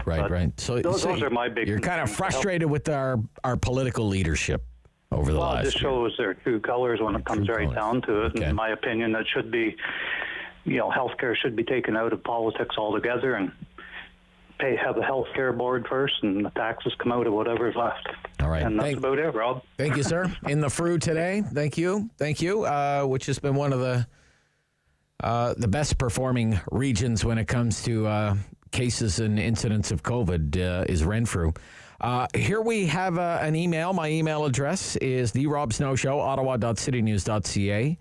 Chris writes, my parents aged 87 and 91 were vaccinated last Friday in Regina. Vaccine tourism interprovincially could become a thing if some provinces lag others. Thank you for the email. It's halftime talkback hour. Rob Snow Show, City News. At KISS 105.3.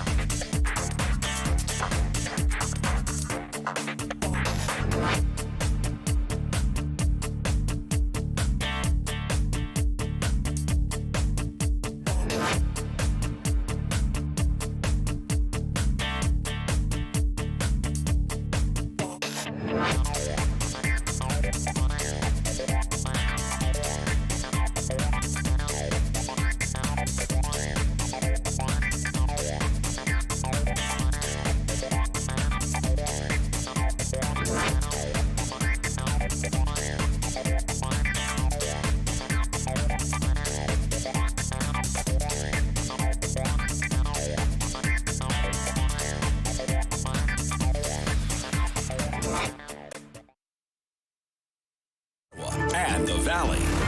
This is City News, now on 101.1 FM and 1310 AM. It's Thursday, March 11th. Good morning. I'm Andrew Boyle. Right now in Ottawa, 11 degrees. In Smiths Falls, it's 13. Here's what's making news this hour. Provincial budget will be delivered on the 24th of this month. Finance Minister Peter Bethlen-Falvey announcing it will focus on health. He says the province is going to spend $25 billion more this year over last. He admits the level of spending cannot be maintained and feels right now it is the best. Falvey says measures to get back to balance will not include cuts or tax hikes.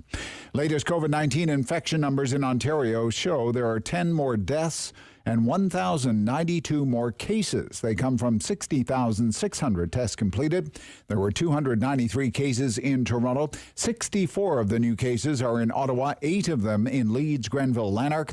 18 new COVID cases in the Eastern Ontario Health Unit and 2 more in Renfrew. Federal politicians are marking this year of pandemic measures. The Prime Minister and the Leader of the Opposition honoring work of those on the front line. Conservative Leader Aaron O'Toole also calling on the country to be better prepared for cases in the future. NDP leader Jagmeet Singh also praised the frontline workers in healthcare, in stores, and who contributed in other ways as well. City News Time, 10:31. I'm Andrew Boyle. For news anytime, follow up online at ottawa.citynews.ca. It's time to talk back On the Rob Snow Show. Have your say and call now. 613-750-1310. This morning, I've declared a state of emergency in the province of Ontario. We're facing an unprecedented time in our history. This is a decision that was not made lightly. COVID-19 constitutes a danger of major proportions. We're taking this measure because we must offer our full support and every power possible to help our healthcare sector fight the spread of COVID-19. That was Premier Ford declaring the state of emergency in the province of Ontario. We're going to talk about Premier Ford's performance over the last year when Randall Denley joins us. He writes a lot about the Ford government for the National Post. That's coming up in the 11 o'clock hour here on the Rob Snow Show. This is the Talkback Hour. It's your hour, and we're talking about the one-year anniversary of the declaration of the pandemic. And it was a year ago today. The first case was confirmed in Ottawa. Leo in Barrhaven. Good morning, Leo.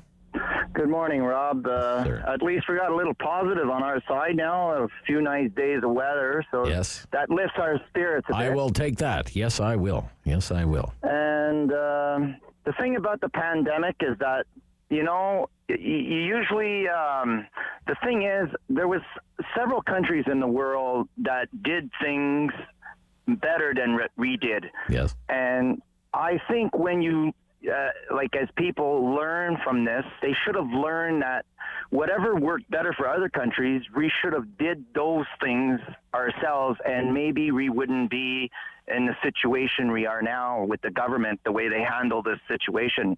And that's the frustrating part about this whole pandemic is the fact that the government did not follow like the steps like some other governments did. And, you know, they didn't, I just feels like they didn't put the people first. Well, a lot of countries move faster to close their borders, first of all. To impose very tight restrictions at their borders. Exactly. They were quick to adopt technology, especially when it came to things like contact tracing, for example, and they did a lot more testing. It was Thailand that was the big example to the world, the first country that really showed the example to the world, you know, if you remember. They got like 23 million people in that country. Taiwan, I think. Taiwan, that's right. Yeah, I'm sorry. Taiwan. Taiwan, a very small country, 23 million, but they jumped on this so fast, and they got like control of the whole thing. Well, I mean, you even think about inside our own country, sir. What's the best performing part of the country? The best performing part of our country? Yeah, when it comes to controlling the spread of the virus. Well, Atlantic Canada, right? Atlantic Canada. Well, the thing is, if you compared us to the United States, we follow the protocols much better. No, but pay attention to what I'm asking you. But Leo, pay attention. Leo, I'm trying to make a point here. When it comes to, say, the best performing provinces, when it comes to controlling the spread of COVID-19, what provinces did well? The Atlantic provinces, right? What did they do? The bubble. The bubble. The bubble, yes. The bubble, right? Now, I was against the bubble. I thought it was, mostly on constitutional grounds. Exactly. But in the end, that's something I'll have to think about, because what did they really do? They imposed strict border controls. In this case, provincial border control. And Nova Scotia, for example, has a very, I heard, aging population. Yes, so they figured that they had to protect these people because they were more vulnerable, you know? Yeah. And they saw that older people were more vulnerable to this virus, and that's why they probably were the first leading province to make the measures to this bubble, you know? Yeah. All good points that you make, sir. Your point is, and I don't want to put words in your mouth, but what I take away is there are countries that did a lot better than us, a lot earlier than us. Why didn't we just copy what they were doing, right? Exactly. Yeah. Especially the airlines, especially now with the variants and stuff like that. When we identified these variants, we knew about them. We should have did something much earlier about that so they didn't get into the country. Because at the beginning of the pandemic, how did these first cases come in here? It was travel related. Sure. Yeah. And then after that, it became community related. So now, now that the variants came in, we should have learned our lesson from that. You would think. From the travel thing that caused the numbers to go up, bringing it into the country. Well, we're not going to let the variants come into the country. We're gonna do some. We're gonna step up measures so that doesn't happen. Okay. Thanks, Leo. All good points, Leo. Maybe we wouldn't be in a situation as we are now with these variants getting. Getting higher and higher and higher. We don't really know what the outcome is going to be from this. In Europe, it didn't look too good because Leo, most of Europe had to lock down. I got you. You're making great points this morning. I have to move along because the phone lines all of a sudden, they're just jammed. Must be with something you said, Leo. Boy, I look at the call screen here, and it's like the people are calling from all across the region. Kemptville, Lorneau, Vars, Barhaven, all the way from Barhaven. Kemptville, Scott. Good morning, Scott. Hey, Rob. How you doing? I'm good, sir. 1 year of this, Scott. What are your thoughts this morning? Fed up. Fed up. Yeah, I just think I don't think the whole thing has been handled well at all. And, every province and territory in the country has a pandemic emergency plan.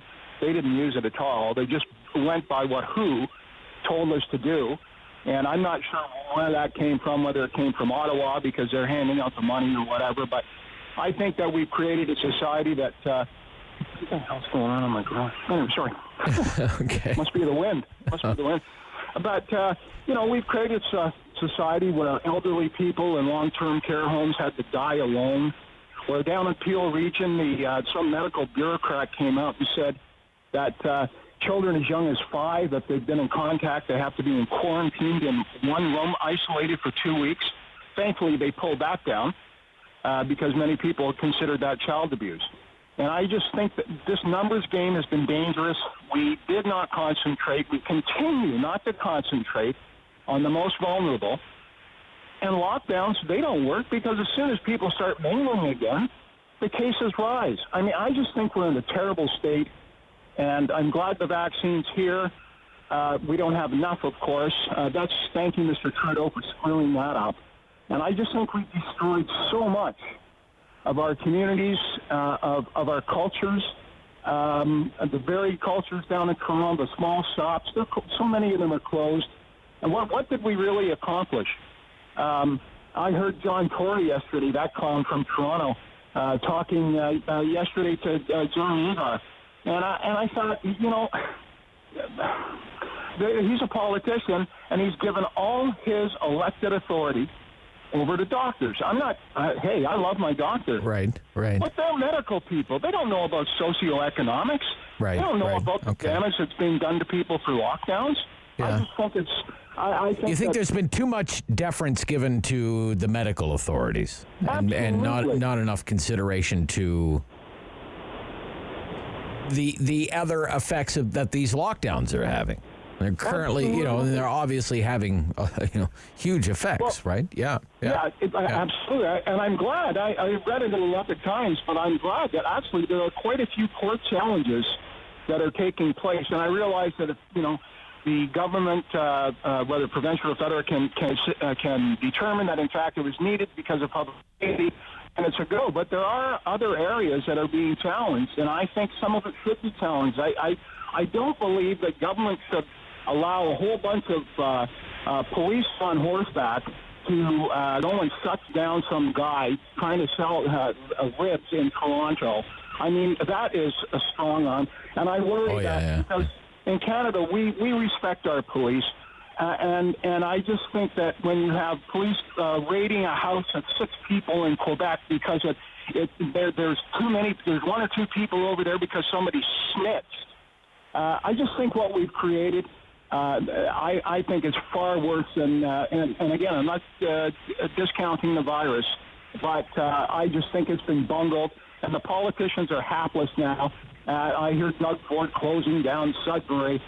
So we're not really any further ahead, are we? No, not in Sudbury today. Not in Sudbury. Imagine a year on the first anniversary, you learn you're going back into lockdown again. I know. In Sudbury, I just think it's been a disaster. Derek Byrne wrote about it in the Post the other day. I'm sure you read it, and I thought it was a very good article. Thanks, thanks, Scott. Thank you. Okay, Okay. Yep. You too. All right. Next is Fred in Vars. Yes, good morning. Go ahead, sir. Good morning. How are you? I'm doing okay. Made it this far. Made it to the first anniversary. I hope there's no second anniversary. You definitely got your hand full with these callers. I got to preempt my conversation is that I'm COVID privileged. I'm considered essential service. Okay. My daughter's essential service. My wife works from home, and my kids that moved out, they have internet businesses that they work out from the basement. So my opinion is just going to be based on common sense. Yeah. And I haven't really, as you can tell, we haven't really suffered in any way, shape, or form in the last year. We've had to adjust our lifestyle a little bit, right. But it's like I wasn't a party animal to start with, so right. I don't. Last week we did go to a restaurant downtown Ottawa. Oh, you did? Okay. It was liberating. It really was. Oh, good. It was something else just to get out and to see other people. And, the restaurant did their best to maintain the distances. And it was a great experience. So I can't imagine a mother of... And you never felt, if I could just interrupt there, Fred, you never felt uneasy or anything like that when you were there? No? No? Okay, good. No, good. my wife makes sure that we follow all the protocols. Sure. And the restaurant we went to, they were doing as good a job as they could, and it was just brilliant. I mean, you could have fed me garbage. I would have loved it. Anyway. Yeah. No, they had it well in hand, right? They had it in hand, and it was good to see other people. Good. But I can't imagine a mother of, let's say, 4 or 5 in an apartment in, let's say, one of these high-density situations, sure, living on restricted income, being told not to go out again. I don't know. I empathize. I sympathize. I don't know what I do, but I can't even fathom that. And then that turns out to, I don't know how many percent of the population is actually going through that, right? Right. And I can't get my head around that. And to go back into a lockdown, because I'm essential service, I don't know if my opinion is valid, but I think if it has to be done, it has to be done. The science speaks for itself. Okay. We can't run around reading bumper stickers thinking this is a hoax, right? So we got to treat it seriously and move forward. But I just wanted to put that in on a COVID privileged side opinion. So and you have. And I thank you for it, Fred. Thank you. All right. Yep. All right, very good. Have fun with your guests. Always, sir. Always. That's how we roll here during the Talkback Hour. It's always an adventure. Nicola knows all about it. She's one of our regular contributors out there in Lauren Yell. Good morning. I guess the women are all COVID out because there's no I guess so. It's all the men today. The men want to have their say today. They're teaching kids or something. I don't know. So basically, I'm just appalled at the passivity of Canadians. The passivity, okay. And the wishful thinking, because Well, for one thing, there's nobody out there, even the Canadian Taxpayers Federation, pushing Trudeau to publish the vaccine contracts, whereas all the other G7 leaders have come out and published the vaccine contracts. The only details about a vaccine contract, Nicola, in Canada that have been revealed is because of a company that has shares listed on the stock exchange in the United States, and therefore they had to release their contract details with the Canadian government as part of disclosure under the stock market rules in the United States. Company escapes me now the name of the company. Scandal, I find. Nobody's doing anything about it. Sure. Yeah. And the fact that Trudeau has no budget for, a year now or something? 2 years. 2 years. Unbelievable. Yeah, 2 years. 2 years. Yeah. So the other thing is the kind of wishful thinking, that money comes out of trees, and because people, they still don't think they're going to get universal pharmacare. They think they're going to get universal daycare. Ford thinks he's going to redo all the care homes. Where is this money coming from? We're going to be totally broke. You're good for it, Nicola. You're good for it. You're good for it, right? Yeah. Anyway, I think the whole thing started because about decades ago, they cut 1/3 of the hospital beds. So that means that we have been stuck with this fear that we're going to run out of beds. We never caught up. Even after SARS, we never decided, we better put more beds in, Right. And it's not just about beds. It's, you need beds, but you need bodies to staff the beds as well, right? And, hospital budgets were frozen. And, when Randall Denley joins us, he wrote column after column about the woeful state of long-term care long before Doug Ford ever became premier. Yeah, and in Quebec... like Carlton Lodge in Manotick here, municipally run. Right. Used to take 5 years. You put your name on a wait list. 5 years later, they call you back to get a bed in that place. Yeah. It's quite likely, Nicola, somebody waited 5 years, finally got in the year 2020. Their name went on the list in 2015. They got in there in 2020 and probably died in there from COVID. Can you imagine? That was the state of long-term care. I got to run. We're a little over time. Thanks for the call. Bye-bye. Be right back. Rob Snow Show, City News.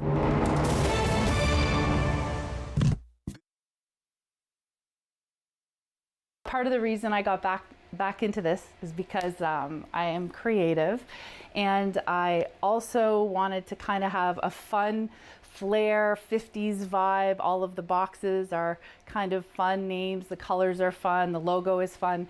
And it's not just the package that I want to bring joy to people's lives. It's also the feeling that they get when they receive it, to know that there's someone that thinks of them and they're missing them, and showing that they care when they can't be there. The smallest of the subscription boxes is the red box, the classical box. So you would get 5 to 7 items from the variety of categories. Those do change quarterly. However, with items that are more popular, we'll bring them back as people ask for them, or you could get them as an add-on option. And then those items will be included in the Jazzy box, the same items from the first, although they'll be in a larger size, more quantity, as well as a couple extra items. And then in the largest box, the Doo-Wop Deluxe, which is our most popular, that is a comprehensive offering of all of the other 2 boxes, plus additional. So for example, if you were to get a certain item in the smallest of the boxes, that item would still be offered in the large, but in a bigger size. So you're getting everything bigger, plus an extra few items. The first thing is I look for Canadian suppliers and manufacturers. That is something I'm very proud of. I make sure that the products are safe, that they fit into the packages that we offer, obviously. They have to be the proper size and weight.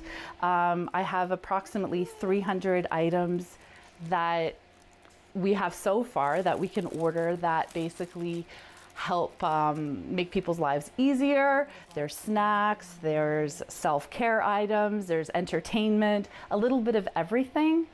And basically I try it and test it, and if it's duly approved, then I include it in our packages. So some of the categories that we have is we offer treats, which is, of course, everyone likes treats, no matter how old you are. So we have things like nuts, chocolates, different types of snacks, maybe a handmade piece of jewelry. We also include pieces of jewelry as well, occasionally.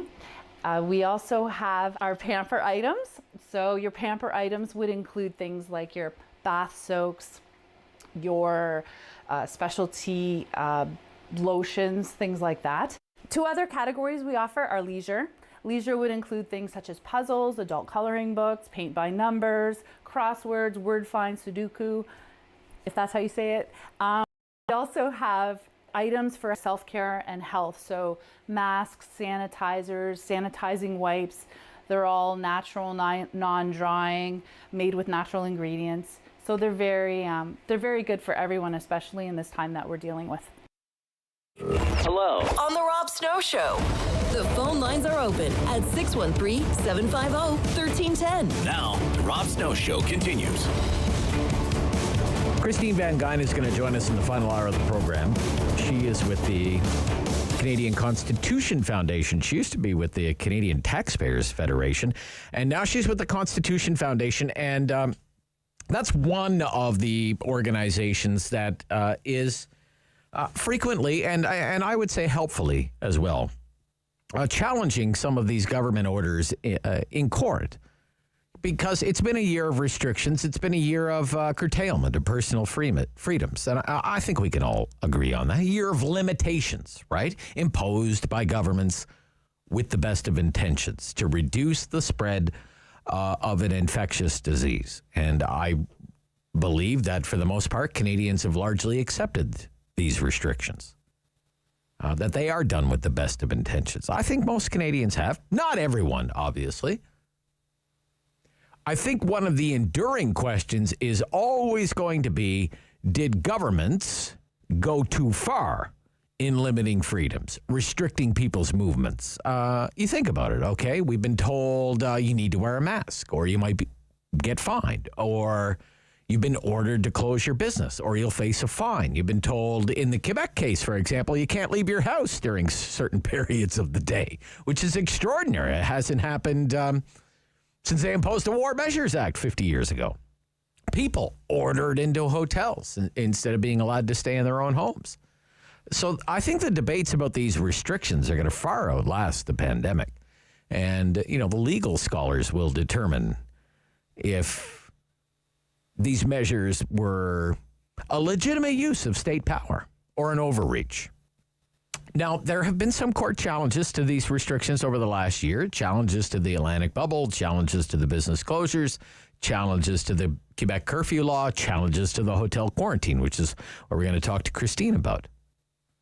And if they're ever deemed by a judge to have gone too far or ruled by a court that the government overstepped its authority, the people who challenge those restrictions and win, they can thank a guy who was once busted with $150 worth of hash oil and $619 in cash.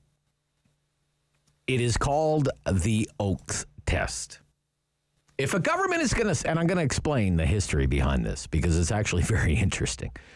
If the government is going to say, you can't leave your house after 8 o'clock at night, which they still do in Quebec, by order of the government, or if the government is going to say, you have to wear a mask or we're going to give you a fine. You have to close your business or we're going to fine you. You can't travel from one part of the country to the other, or you can't enter and leave Canada. Well, then the government needs to justify those orders, right? And the government may find itself having to defend itself in a court, in front of a judge, maybe in front of a panel of judges, maybe all the way to the Supreme Court of Canada.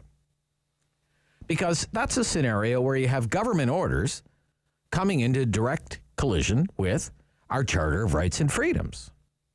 For example, how can a government say, I'm not allowed to leave my house, when the Charter says I have freedom of assembly, or I have freedom of association, or I have liberty, right? What about my equality rights that are guaranteed in the Charter? You could argue those would be violated by such an order because visible minorities are more likely to be employed in a job that requires them to be out at night. And we also know that visible minorities are more likely to be stopped by the police. This is not in doubt. Equality rights are in the Charter. So these are very serious questions that governments need to be prepared to defend if they go about limiting freedoms in a country with a Charter of Rights and Freedoms like Canada. And the government's defense will be Section 1 of the Charter, which says the Canadian Charter of Rights and Freedoms guarantees the rights and freedoms set out in it, subject only to such reasonable limits prescribed by law as can be demonstrably justified in a free and democratic society. I call it the out clause.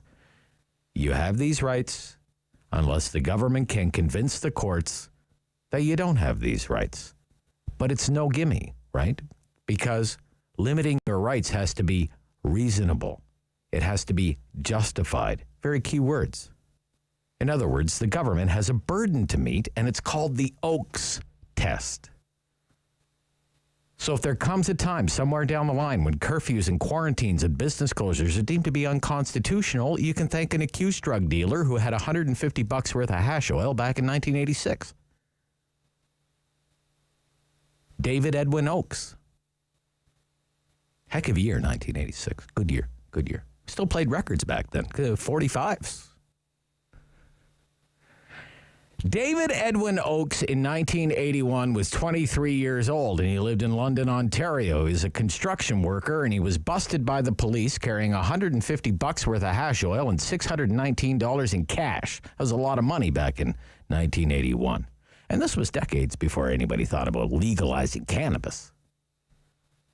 He was charged under the Narcotics Control Act, and under Section 8 of the Narcotics Control Act, if you were found guilty of possession of an illegal drug, you would be convicted of drug trafficking unless you could prove that you weren't trafficking. And in Canadian law, that's a no-no, because that's what's known as reverse onus. See, under Section 11D of our Charter of Rights, any person charged with an offense has the right to be presumed innocent until proven guilty in a fair and public hearing by an independent and impartial tribunal. If you're charged with a crime, you don't have to prove anything. It's up to the Crown to prove that you're guilty. But see, this Section 8 of the Narcotics Act flipped that upside down and around, forced an accused to prove they're innocent. This is one of the most important things in Canadian law in the Charter era, the Oakes test. And Mr. Oakes went to court. He said the hash oil was for his personal consumption, to relieve his pain from a workplace injury. And he said the money, the $619 in cash, well, he had just cashed a workers' compensation check. It was a lot of the line. If Mr. Oakes was convicted of drug trafficking, he could have been looking at a maximum sentence of life in prison. And under this act, he was forced to prove that he was innocent. It went all the way to the Supreme Court. And the Supreme Court ruled that Section 8 of the Narcotics Act was unconstitutional, that it violated the Charter of Rights and Freedoms and the clause that gives you the presumption of innocence. I have no doubt that governments are acting with good intentions when they impose restrictions on us. And they have over the last year. But it doesn't mean that their intentions shouldn't be vigorously examined and even tested in the courts. And if those restrictions on our liberty are found to be unconstitutional, you could probably thank a 23-year-old from London, Ontario, who liked to smoke hash oil in his off time. This is the Rob Snow Show on City News. Is addiction holding you and your loved ones?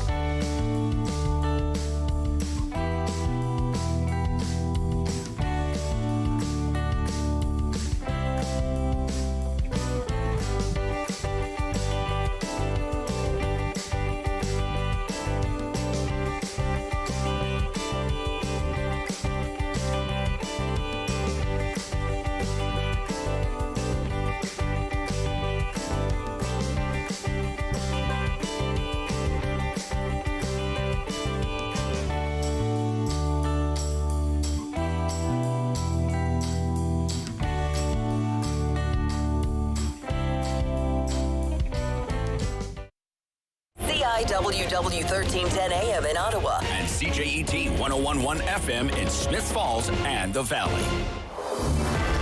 Number 1 for local news in Ottawa and the Valley. This is City News, now on 1011 FM and 1310 AM. It's Thursday, March 11th. Good morning. I'm Andrew Boyle. Right now in Ottawa, 11 degrees. In Smiths Falls, it's 13. Here's what's making news in Ottawa and the Valley.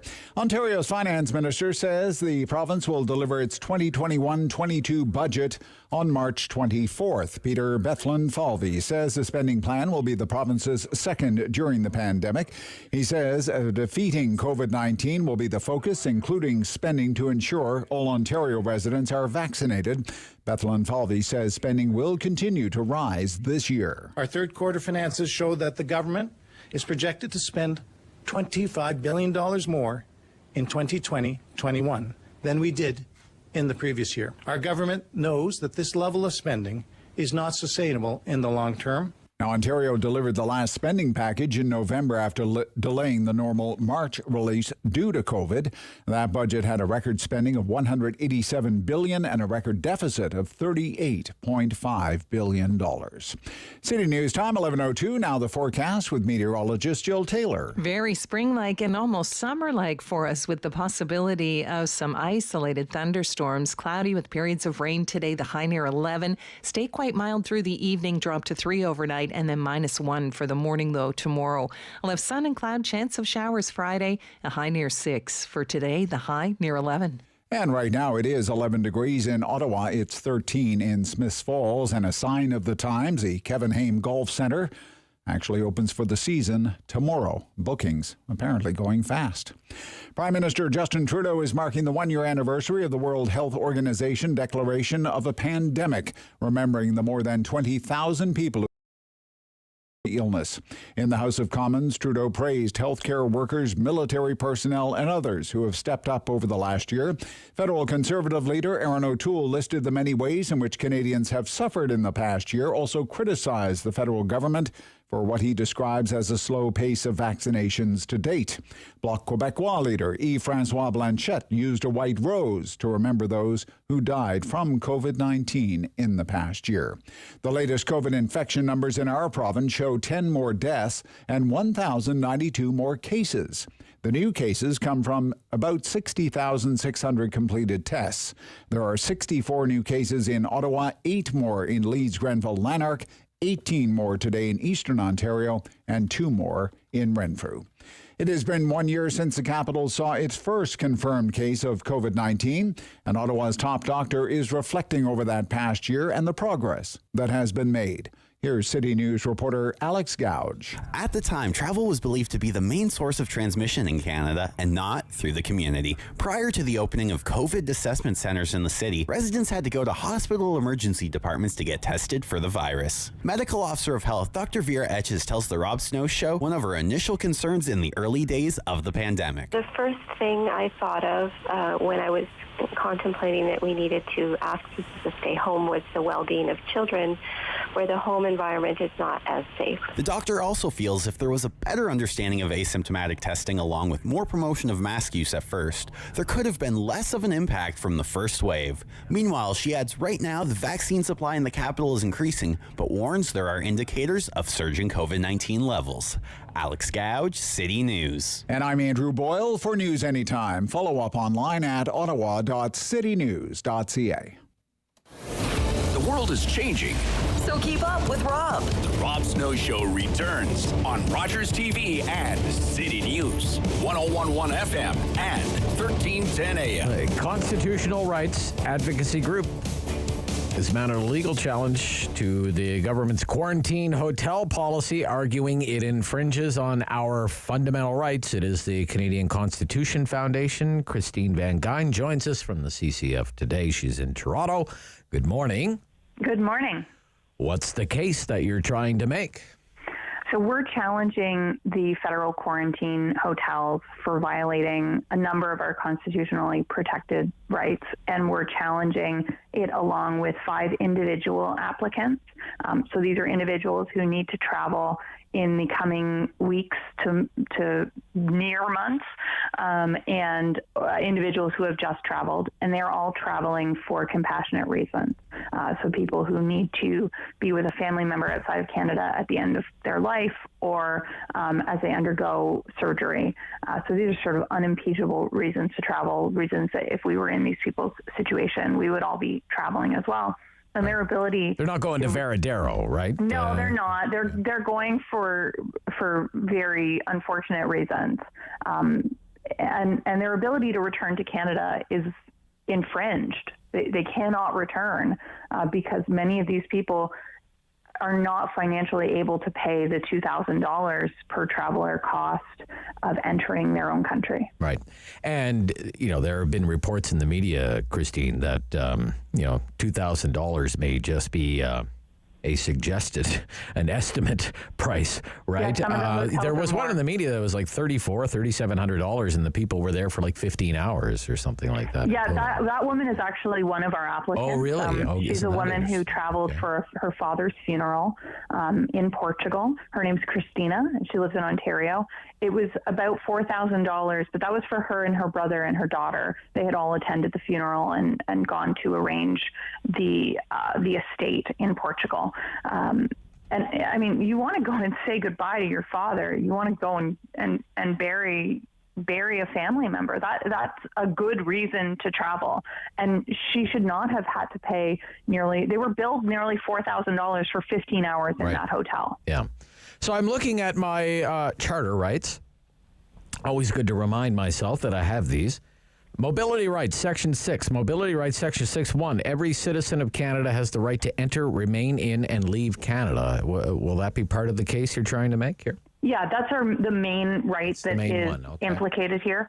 But we're also going to be arguing against unjust detention, which is a Section 10 right.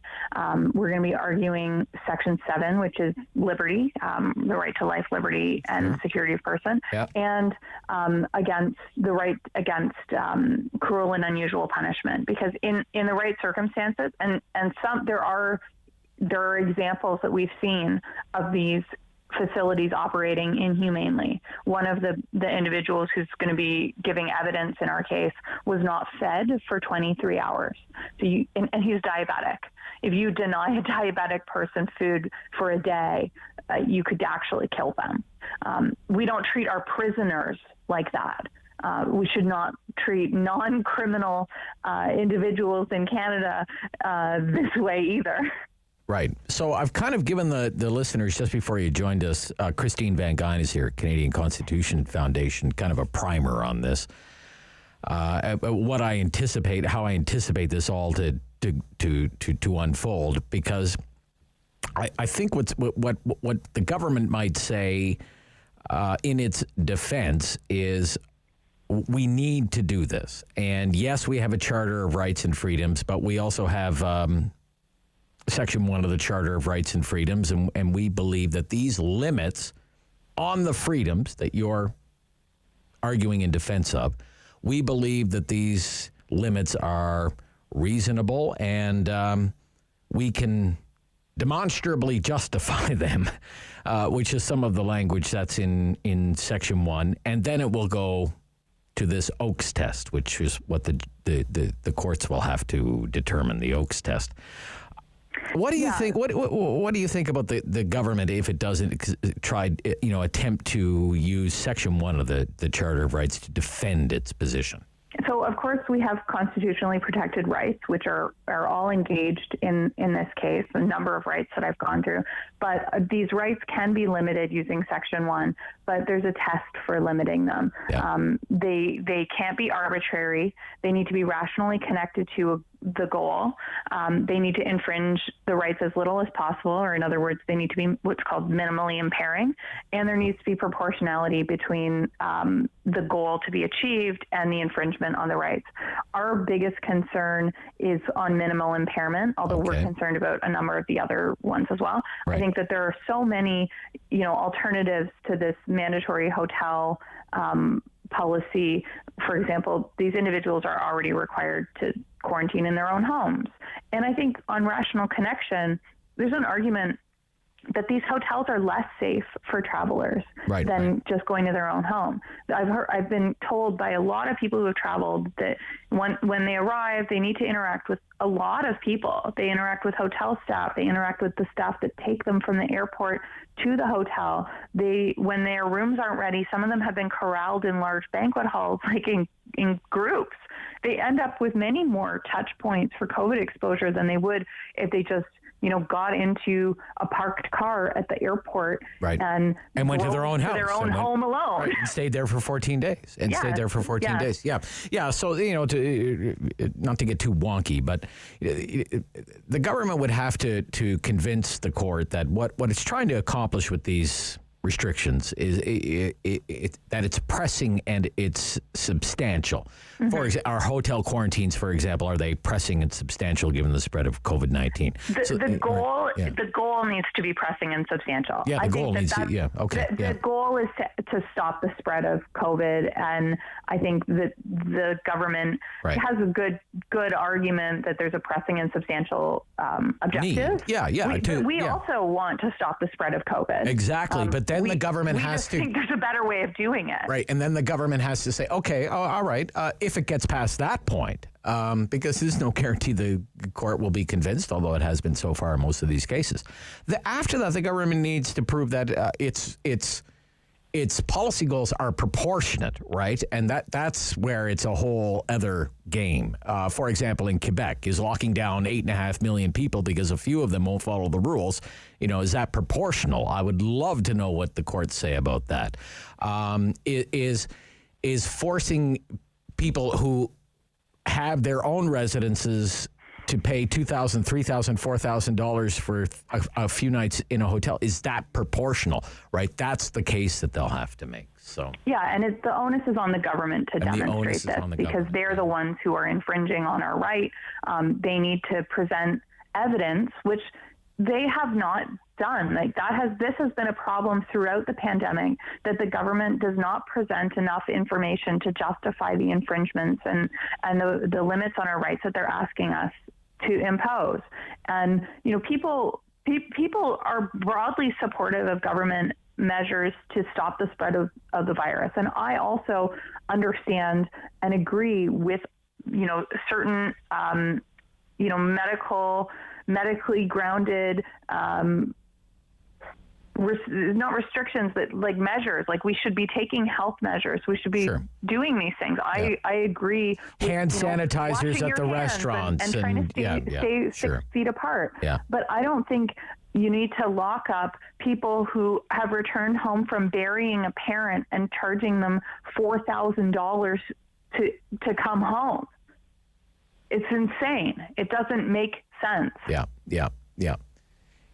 Because the courts have said through this Oakes test, look, if any government moves to limit your freedoms, it has to do it in a way that impairs those freedoms as little as possible. Exactly. Right? So I think that I'll be interested to see which way it goes, because as you say, imagine that you're flying abroad, maybe it's your father's funeral, you come back, you're dinged with a $4,000 bill when all you really needed to do was get in your car, go to your own house, stay there for 14 days. Right? And minimal impairment, these travelers are already required to have a PCR test before boarding a plane. Yeah. They're required to have a PCR test when they land. Yeah. And they're required to quarantine their own homes for 14 days. Adding the $2,000 hotel stay on top of that is redundant and unnecessary, and it's not minimally impairing, and it actually exposes these travelers to more risk than just going home. So when's the big show? When do you get to make the case? On Friday of next week. On Friday, next week. Okay. But that's the injunction. The actual hearing on the constitutional questions won't be until later. The injunction would be temporarily halting the law from applying to these applicants, the ones in our case.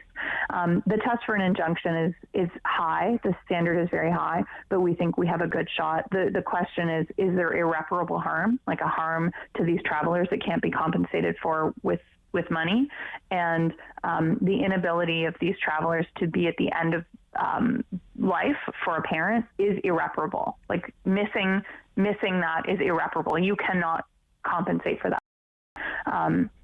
So we think we have a very strong case for the injunction, but the test is very high. Okay. Thank you, Christine Van Geyn. Thanks for having me on. Nice to hear from you. Director of Litigation, Canadian Constitution Foundation. Keep your eye on that one.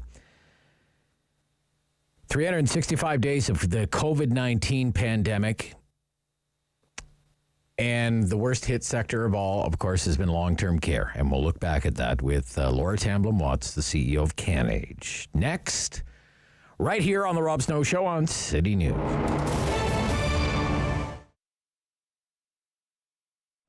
It started out with a small outdoor booth in what was called Artist Alley, which is actually the area just outside our store on William Street, where for a couple of years we sold our jewelry directly on the street. And then we slowly evolved to having an indoor location in this building, 55 Barwood Market Square. We then moved to another location in Place de Ville, and then moved back down here on Dalhousie Street at Ear Gear in the 90s. And then back into this building again in 2000 as a collection. I do a collection of jewelry called Cirque that's mainly beaded work with a combination of semi-precious and vintage beads. And then she does a hat collection called Fanfreluche that's all cut and sewn hats in a variety of fabrics and for all of the seasons of the year. We've curated and sourced the artisans that we represent in a lot of different ways over the years since it's been, since 1985. Some people come to us since we're known, and other artisans that we represent might recommend that they come and see us. Some people we find at craft shows, or we see their work, somebody wears it in, and we go and track it down and bring it. And then some people, interestingly, are with us in one medium, and then sometimes they evolve to another. They're all Canadian and mainly local. With the roughly 50 people that we have, I'd say more than half of those are Ottawa-Gatineau, and then the rest are from other cities in Canada, Vancouver, etc. If you can afford it, go to a small business and spend some money. It's lovely when you come in and give me a pep talk and tell me how much you love this place and you've been coming here for years. But if you can afford it, please spend some money too, because all the pep talks in the world are not going to pay my rent, which is still full rent even when we're closed. Then secondly, if you can't afford to spend money, follow the businesses that you want to support on social media. Go to their Instagram, go to their Facebook, follow their Twitter, and then retweet, share their Facebook page, like and comment, because if you can't afford to, as many of us can't right now, to do extra expenditures, doing all of those little things like that will raise the visibility of those small businesses and hopefully for them result in some online or curbside or other business for them.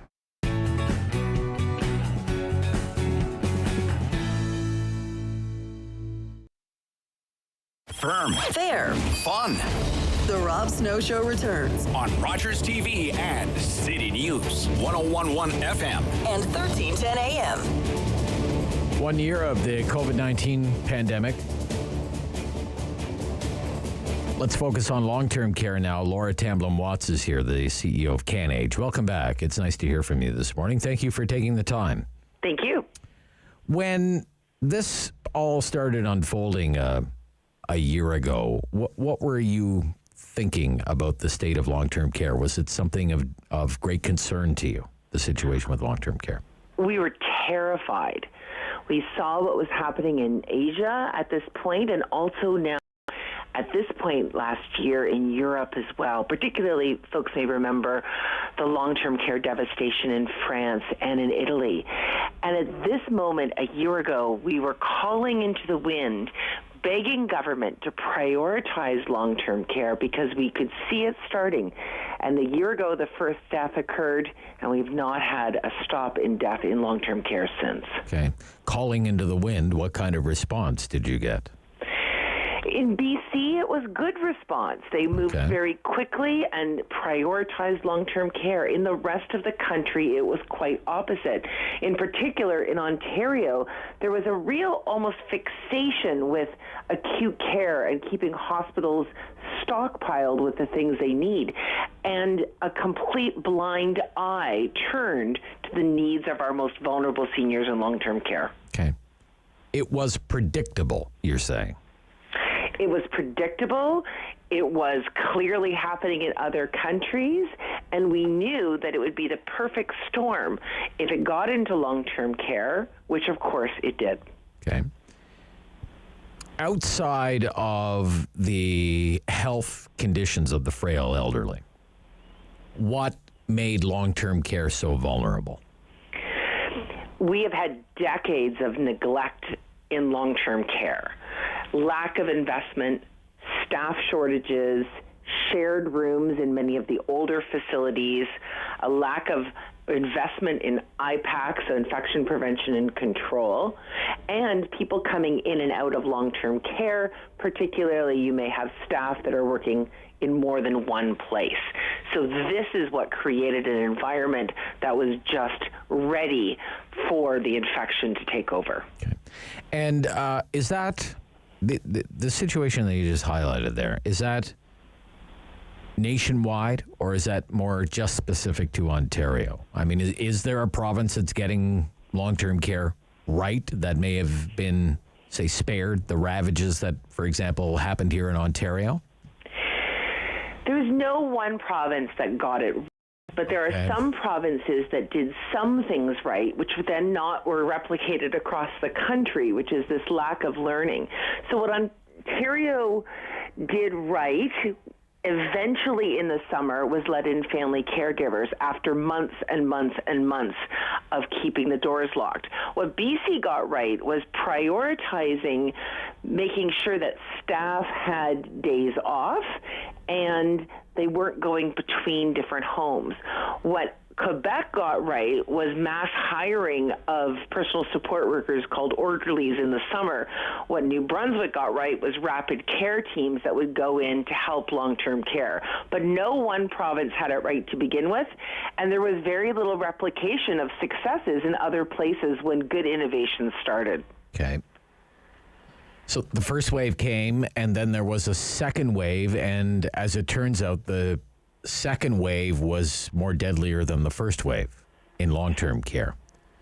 Yeah. What got missed there? Why weren't lessons learned? What do you think the problems were there? Mostly it was lack of action. I think it's worse that we knew that the second wave was going to be incoming, and so little preparation was done. So we knew that lack of staffing was a key priority, and yet Ontario did very little to increase staffing. Very, very small incremental steps, but nothing really transformative like Quebec did. We consistently didn't prioritize communication, so people were very confused, and long-term care homes were making up different rules depending on what they understood things to be. So that lack of consistency was really hard. And again, it's sort of a lack of investment. We've had really good strategies to help prioritize and include long-term care in the innovations that needed to happen, but the homes and the associations in Ontario were not kept in the loop, and their actions that they called for were not implemented. The overarching answer is ageism. We mostly turned a blind eye. Ageism. Okay. Why do you say that? Ageism. There's always money and priority for things that we care about. Okay. And we heard politicians get in front of cameras time and time again and say things like there'll be iron rings and their heart breaks. But what we didn't see was the checkbook come out and in significant investment made. We've had untold numbers of reports, more than 20 reports in 30 years about the state of seniors' care and long-term care, with really consistent recommendations that are consistently not invested in. Sure, yeah. Yeah, there have been quite a few reports about what the situation is going to be like in 10 years, 20 years, and 30 years, and you ain't seen nothing yet. Just demographics, Laura Tamblyn-Watts. I want to ask you this. We've had one wave, two waves, and now the health experts are warning about a third wave of variants. How better prepared is the long-term care system to deal with a potential third wave? The third wave will be fueled by variants, and the variants are more infectious and appear to be more deadly. Although the vaccine seems protective against most of the variants, it's offset. So we're having more vaccines, which is good. It's making a difference. But the experts are predicting that the third wave will be, again, more deadly than the first in terms of how infectious and how severe the results of that virus are. I think that the most important thing that we can do is get the vaccines in the arms of as many people as possible, and not just in long-term care homes, but also for essential family caregivers and people in the communities that are frail and older adults who would end up in long-term care. So I think we're going to have a bit of a lift from the vaccines, but I think it's not going to be as much of a lift as people think it is. I think the third wave is inevitable. Do you think there are calls to get rid of private long-term care homes? What's your position on that? That it should only be publicly run long-term care homes. What's your position on that? In 1987, when we created the Canada Health Act, the average age of death was 76.4 years. We didn't have long-term care really in the way that we think of it in 1987. No. And so it was a miss. We should have put it in. Okay. But now, about 60% of long-term care in Ontario is privately provided, and 50% across the country. And in Ontario alone, we have 38,000 people on waiting lists to get into long-term care. So I think the focus for us is really looking at what can we do to increase the quality of care. And so national standards, I think, is a much more helpful conversation at this point. I haven't seen anyone who's shown me the way that we could actually move to a completely not-for-profit care without opening up the Canada Health Act. I don't think that's going to happen. Okay. I thank you for your time this morning. Thank you. Laura Tamblyn-Watts is the CEO of CanAge. The news is next on City News.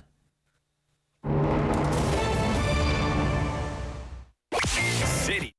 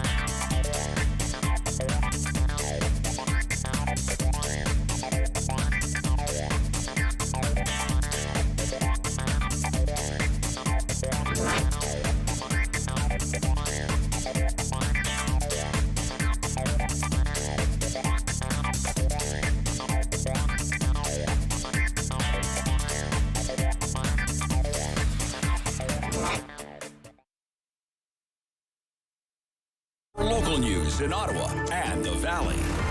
This is City News, now on 101.1 FM and 1310 AM.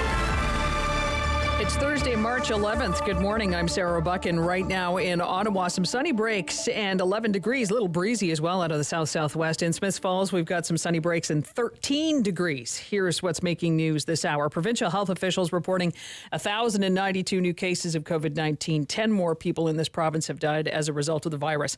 Locally, Public Health Ontario reporting 64 new cases of COVID-19 in Ottawa and 1 new case of the UK variant confirmed in the capital.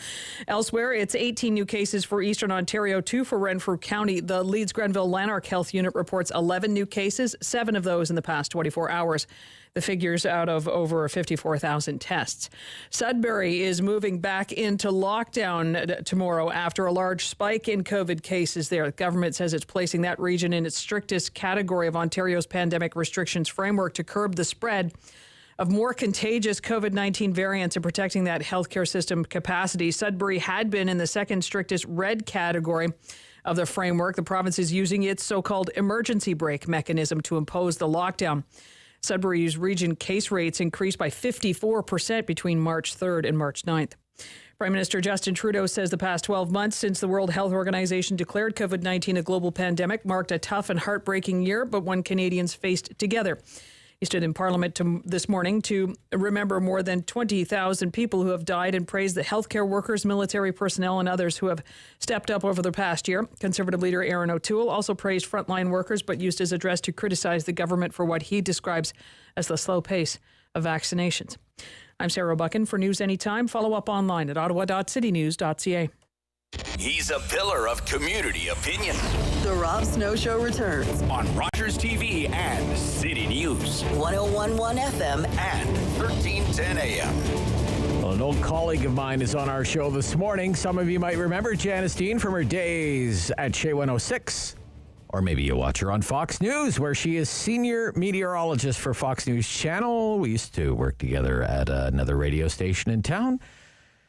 And she has really been going after the governor of New York, Mario Cuomo. So live from New York, it's Janice Dean. Good morning. Rob Snow. Why is it taking you this long to call me? There's no excuse for it, Janice. Really, there isn't. I have heard you on the radio from time to time with my good buddy Mark Sutcliffe, though. Right? Yes, he has definitely called within the last 2 years. I know. There's no excuse for it, as I say, but I'm calling today, and I hope that makes up for it. Yes, you're forgiven. Okay, good. You're from Smiths Falls originally, right? No, I was born in Toronto. Yes, born in Toronto. We didn't live there very long. We moved to Ottawa probably when I was 1. So I grew up in Ottawa up until, since I moved to New York almost 20 years ago. Okay. Because we're booming now. We're on FM now. We're on FM, 101 FM and CHEZ 106, your old stomping grounds right across the hall. It's all good. So it's like it was yesterday. Janice, I've been following this on through your Twitter account and through the various media accounts, what's been going on in New York City.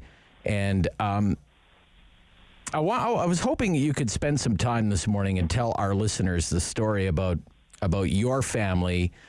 Here it is, the 1-year anniversary of the declaration of the COVID-19 pandemic, and it certainly didn't spare your family. And you've really been trying to hold Governor Cuomo in New York accountable for some of his decisions. Can you tell that story to our listeners, please? Yeah. So my husband lost both of his parents to COVID-19 in separate elder care facilities in New York. We lost his dad in late March, and the plan was to have them both together in an assisted living residence close to us on Long Island where we live. His parents lived for over 50 years in a 4-story walk up in Brooklyn. It was rent controlled. They never wanted to leave, and their health was failing them. So for at least a year, we had aides going to visit them, to take care of them, and it just got to the point where they couldn't take care of themselves, they couldn't take care of each other, and we had to do something. So we found a nice assisted living residence very close to us, And that was the plan. But his father had dementia. He had a lot of health issues. So he was in a nursing home temporarily to get better, to join his wife, Dee, in the assisted living residence. Then COVID-19 happened. We were in lockdown. We weren't able to see them or visit them. We got a call on a Saturday morning, not even knowing that his dad was sick. And the aide said, he's running a fever, not feeling well. And then that was all we heard. And then 3 hours later, we got a call saying he was dead. We had no clue he was even sick. Wow. And we didn't know he had died of COVID until we saw the death certificate. His mom, my husband had to deliver the news to his mom that his dad had passed away, which was obviously one of the worst days of our lives. And she got sick in her assisted living residence, was transported to the hospital where they diagnosed her with COVID, and she died in the hospital. I had no desire to be someone telling my family story on television, but our governor was going on television and not being asked the question about his March 25th order, which was to put infected patients into nursing homes for 46 days and cover up the numbers.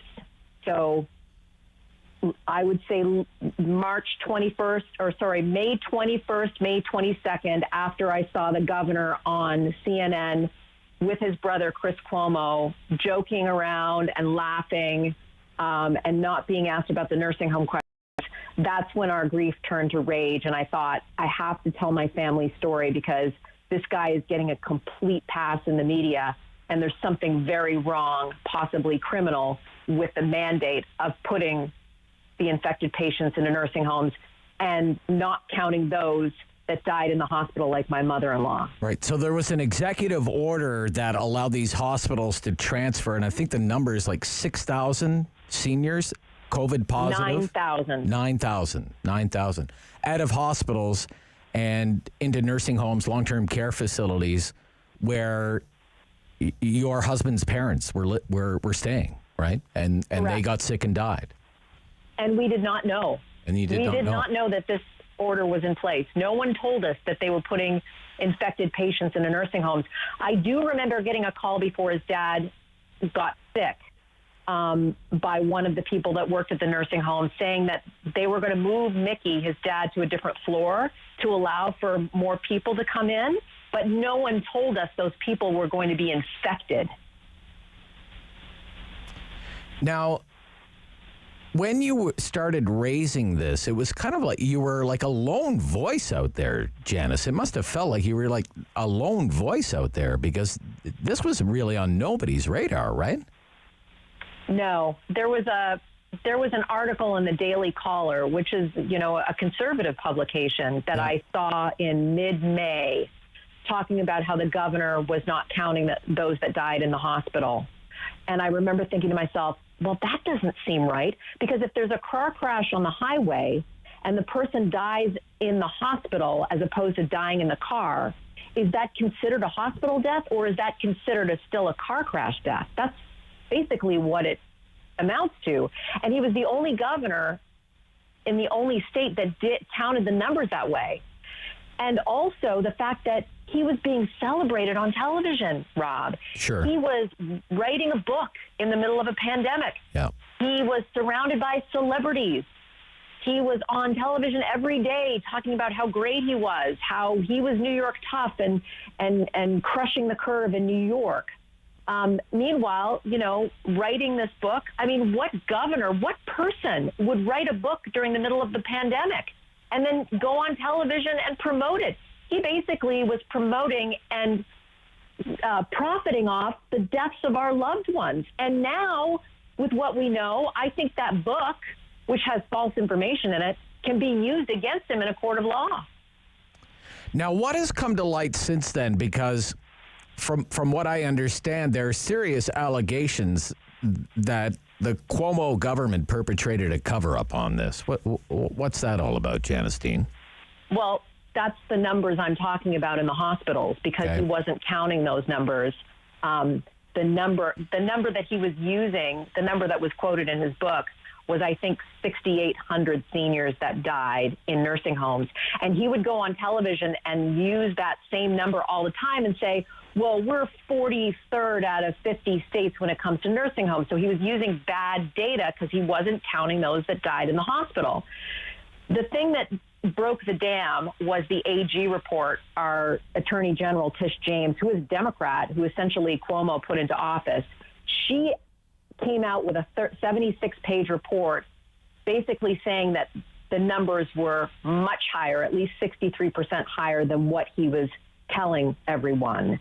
And then there was also a report of one of his top aides bringing Democratic lawmakers into a closed-door meeting and telling them, confessing to them, that they were hiding those numbers because they were afraid of a DOJ investigation conducted by the Trump the Trump government. Do you think, I think my own impression is, and I'm not a big Trump guy, but I really do think that he was allowed to skate on a lot of this simply because he was kind of held up as he's the critic of Trump. He's the one he's the guy who's really not afraid to just pound Trump every day. What do you think about that, Janice? Well, listen, this is, you know that I'm not a political person. Right. The fact that I work at Fox, I'm sure people have their assumptions, but I've always been the meteorologist there, and I always say the only red and blue I see on a map are areas of low pressure and high pressure. But that there is something to be said for that. And I will tell you this. The Trump government, the federal government, gave Cuomo and New Yorkers several facilities to provide for overflow of COVID patients. For instance, we had the Comfort Ship that came into New York Harbor, and we also had the Javits Center and other makeshift hospitals that were supposed to be there with taxpayer dollars, by the way, millions of taxpayer dollars paid for this. Those were supposed to be used for overflow COVID patients, and they went virtually unused.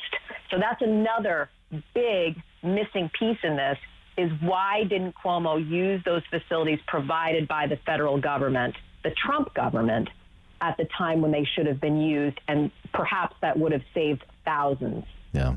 So now, trouble for another reason, he's accused of groping a woman now at the governor's mansion, and there's 6 women now that have accused Cuomo of inappropriate sexual behavior.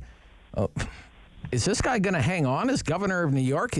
I've read that he says he's like, there's no way I'm going to resign. Well, but what do you think at this point? I mean, what's your sense of it, Janice? You're right there. You got a front row seat for all of this.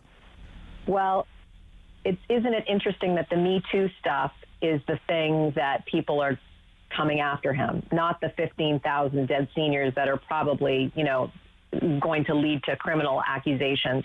He's already being investigated by the federal government, the FBI, and the DOJ for the nursing home issue. That's the thing that he's lawyered up for. Okay. But as of now, I think there are 59 lawmakers in Albany right now calling for his resignation, including the mayor de Blasio moments ago calling for his resignation for the harassment charges. So I've said this, I don't care what brings the guy down. I mean, he's a bad dude all around. But I don't want people to lose sight of the fact that we lost 15,000 of our loved ones.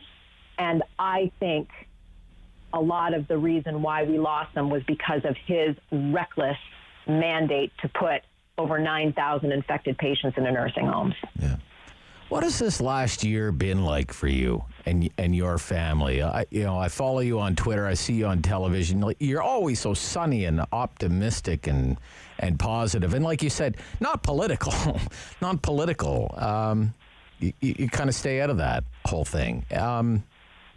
What's it been like for you, this experience? Very strange and very uncomfortable.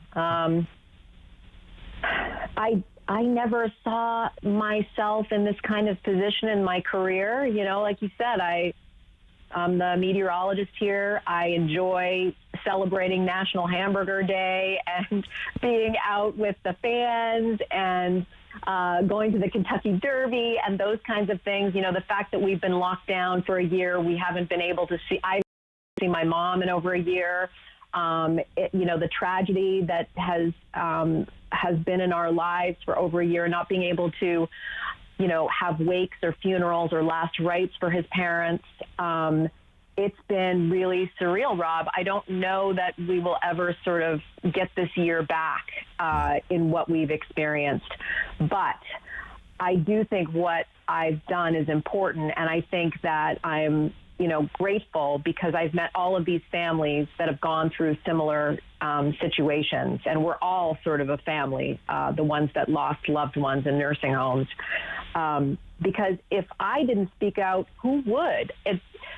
It was just that important to use the platform that I had to try to do my best to shed light on a situation that really needed to be looked at. Well done, Janice Dean. It's great to hear from you today. All the best. Oh, Rob, it's nice to hear from you too, my friend. Okay, thanks again. Janice Dean in New York City today. From Ottawa, used to work at CHEZ 106, senior meteorologist at Fox News Channel. This is the Rob Snow Show on City News.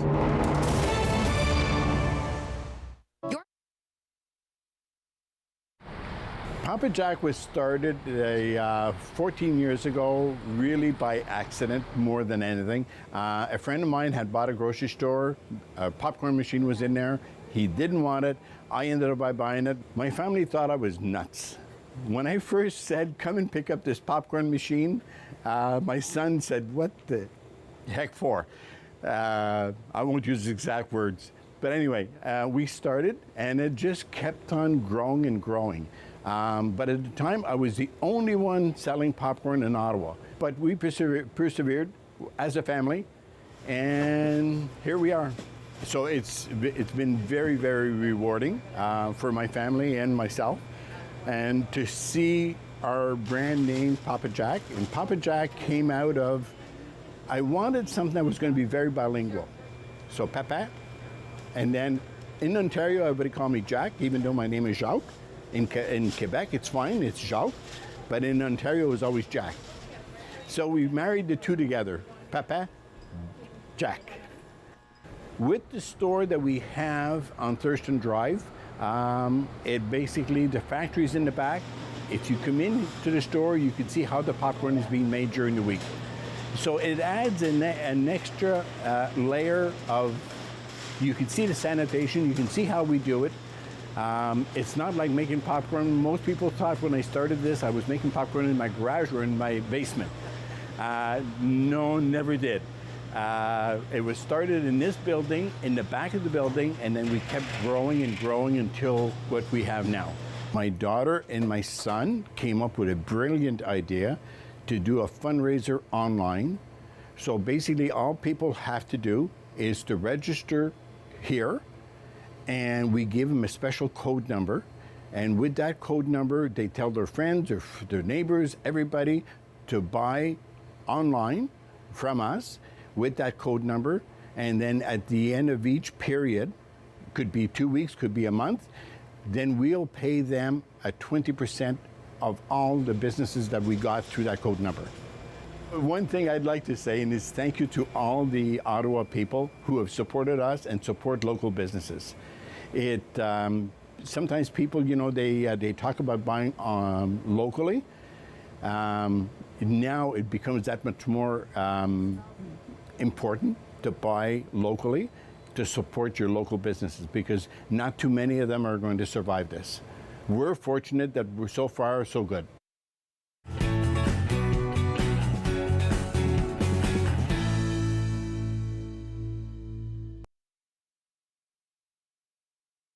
He's the opinionated Ottawa icon. The Rob Snow Show returns on Rogers TV and City News. 101.1 FM and 1310 AM. In keeping with our theme, first anniversary of the declaration of the pandemic by the World Health Organization. First case in Ottawa was a year ago today as well. And it's been quite a year for Premier Ford. You may remember a year ago, he wasn't a very popular premier. And here a year later, if the election was today, it would quite likely be a PC win in a landslide. Randall Denley has been covering the Ford government throughout all of this in his columns for the National Post, and he joins me every Thursday, and he's back this morning. Good morning, Randall Denley. Morning, Rob. So you've written a lot about the Premier and his government's response to COVID-19 over the last year, and here we are. We love these, big round dates in the media, the first anniversary. Why don't we start with what you think the Ford government has gotten right over the last year? I would say everything in moderation, because that's the approach they've taken. They tried to balance out health and economic concerns. It's a matter of, I guess, personal opinion and analysis, Rob, whether they got that balance right. Certainly on the economic side, in my opinion, we've been locked down too often, for too long, too broadly. Not everybody would agree with that. I think on the health side, the numbers of people who died from this in Ontario are pretty low. I think that can be counted as a success. The vaccine rollout is seeming to go okay so far. It's a little early to pronounce that a success, but we're going in the right direction. But I think, economy, I would give them a lower mark. Healthcare, a higher mark, because that's really where he's put the weight of his decision-making. Every time he has to make a decision, he defaults to health, and you can certainly argue for that. Okay. Do you think... at times, and I guess this goes for any political leader in this COVID era, you're damned if you do and you're damned if you don't. You're going to get heck from all sides. But he has been accused over the last year of either hiding behind the coattails of health officials or relying too much on health officials, deferring too much to health officials, like Dr. Williams, for example. What do you think, Randall? Yeah, I would tend to agree with the deferring too much. It's a safe position. If every time you do something, you say, well, we're acting on the advice of the Chief Medical Officer of Health. In a way, it seems hard to argue with that until you actually look at the Chief Medical Officer of Health. A lot of people pick on David Williams. I'm sure he's a very nice guy, but he's not an impressive figure. He doesn't explain things well. It's always been hard to tell really where he's coming from. I mean, some days he's sort of foolishly chipper, other days, we're in terrible shape. It's just, he's certainly no worse than Theresa Tam, but he's not somebody you'd want to point to and say, look at my guy. I mean, Forrest called him a big star, but he's not. And I think people find that unpersuasive. If you compare Williams to our Medical Officer of Health, Dr. Vera Etches, not nearly as good in any respect. Okay. Obviously, you can't talk about Premier Ford without talking about the situation in long-term care. What have you thought of his government's handling of the long-term care situation, Randall? Well, more people died in the second wave than the first wave. Yeah, and I think a lot of this was inevitable, Rob. I mean, people forget the long-term care is not really health care. It's not a mini hospital. It's a home that's got some nursing care.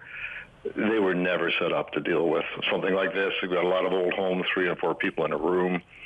The sector's been ripe for this kind of problem for decades, really. And the Ford government is actually the only one that's got has had any kind of a plan to deal with by expanding capacity and hiring more people. But when some of these homes collapse, it's because the workers got sick or they got afraid to come, and there just wasn't anybody. They responded, but, no doubt they could have responded more quickly. But I think with the setup that we went into this pandemic with, the long-term care, this was just inevitable. Okay. Yeah, and it's quite rich to hear from the Liberals on this. I mean, let's face it. It was not the most functioning system to begin with. If you go back long enough, I can remember, cabinet ministers like George Smitherman talking about, wearing a diaper just to find out what it feels like to be a resident in long-term care. I mean, they neglected the file. So. Oh, totally, and not accidentally either. They just didn't believe in long-term care. Their whole focus was home care. Look after everybody at home. It sounds good. It would be great if you could do it. They never did. They got somewhat better at it, but we know for sure the population is aging. Dementia rates are going up. There's going to be an increasing demand for long-term care. We have a huge waiting list. The waiting list is about as long as the number of spaces we've got. The Liberals had 15 years to deal with that, and they didn't do it. So I don't think they can even talk about this file now. Yeah. So on the economy, maybe a bit too much deference to health authorities, perhaps too quick to lock things down, and that's your assessment on long-term care. Maybe as you say, sense of inevitability.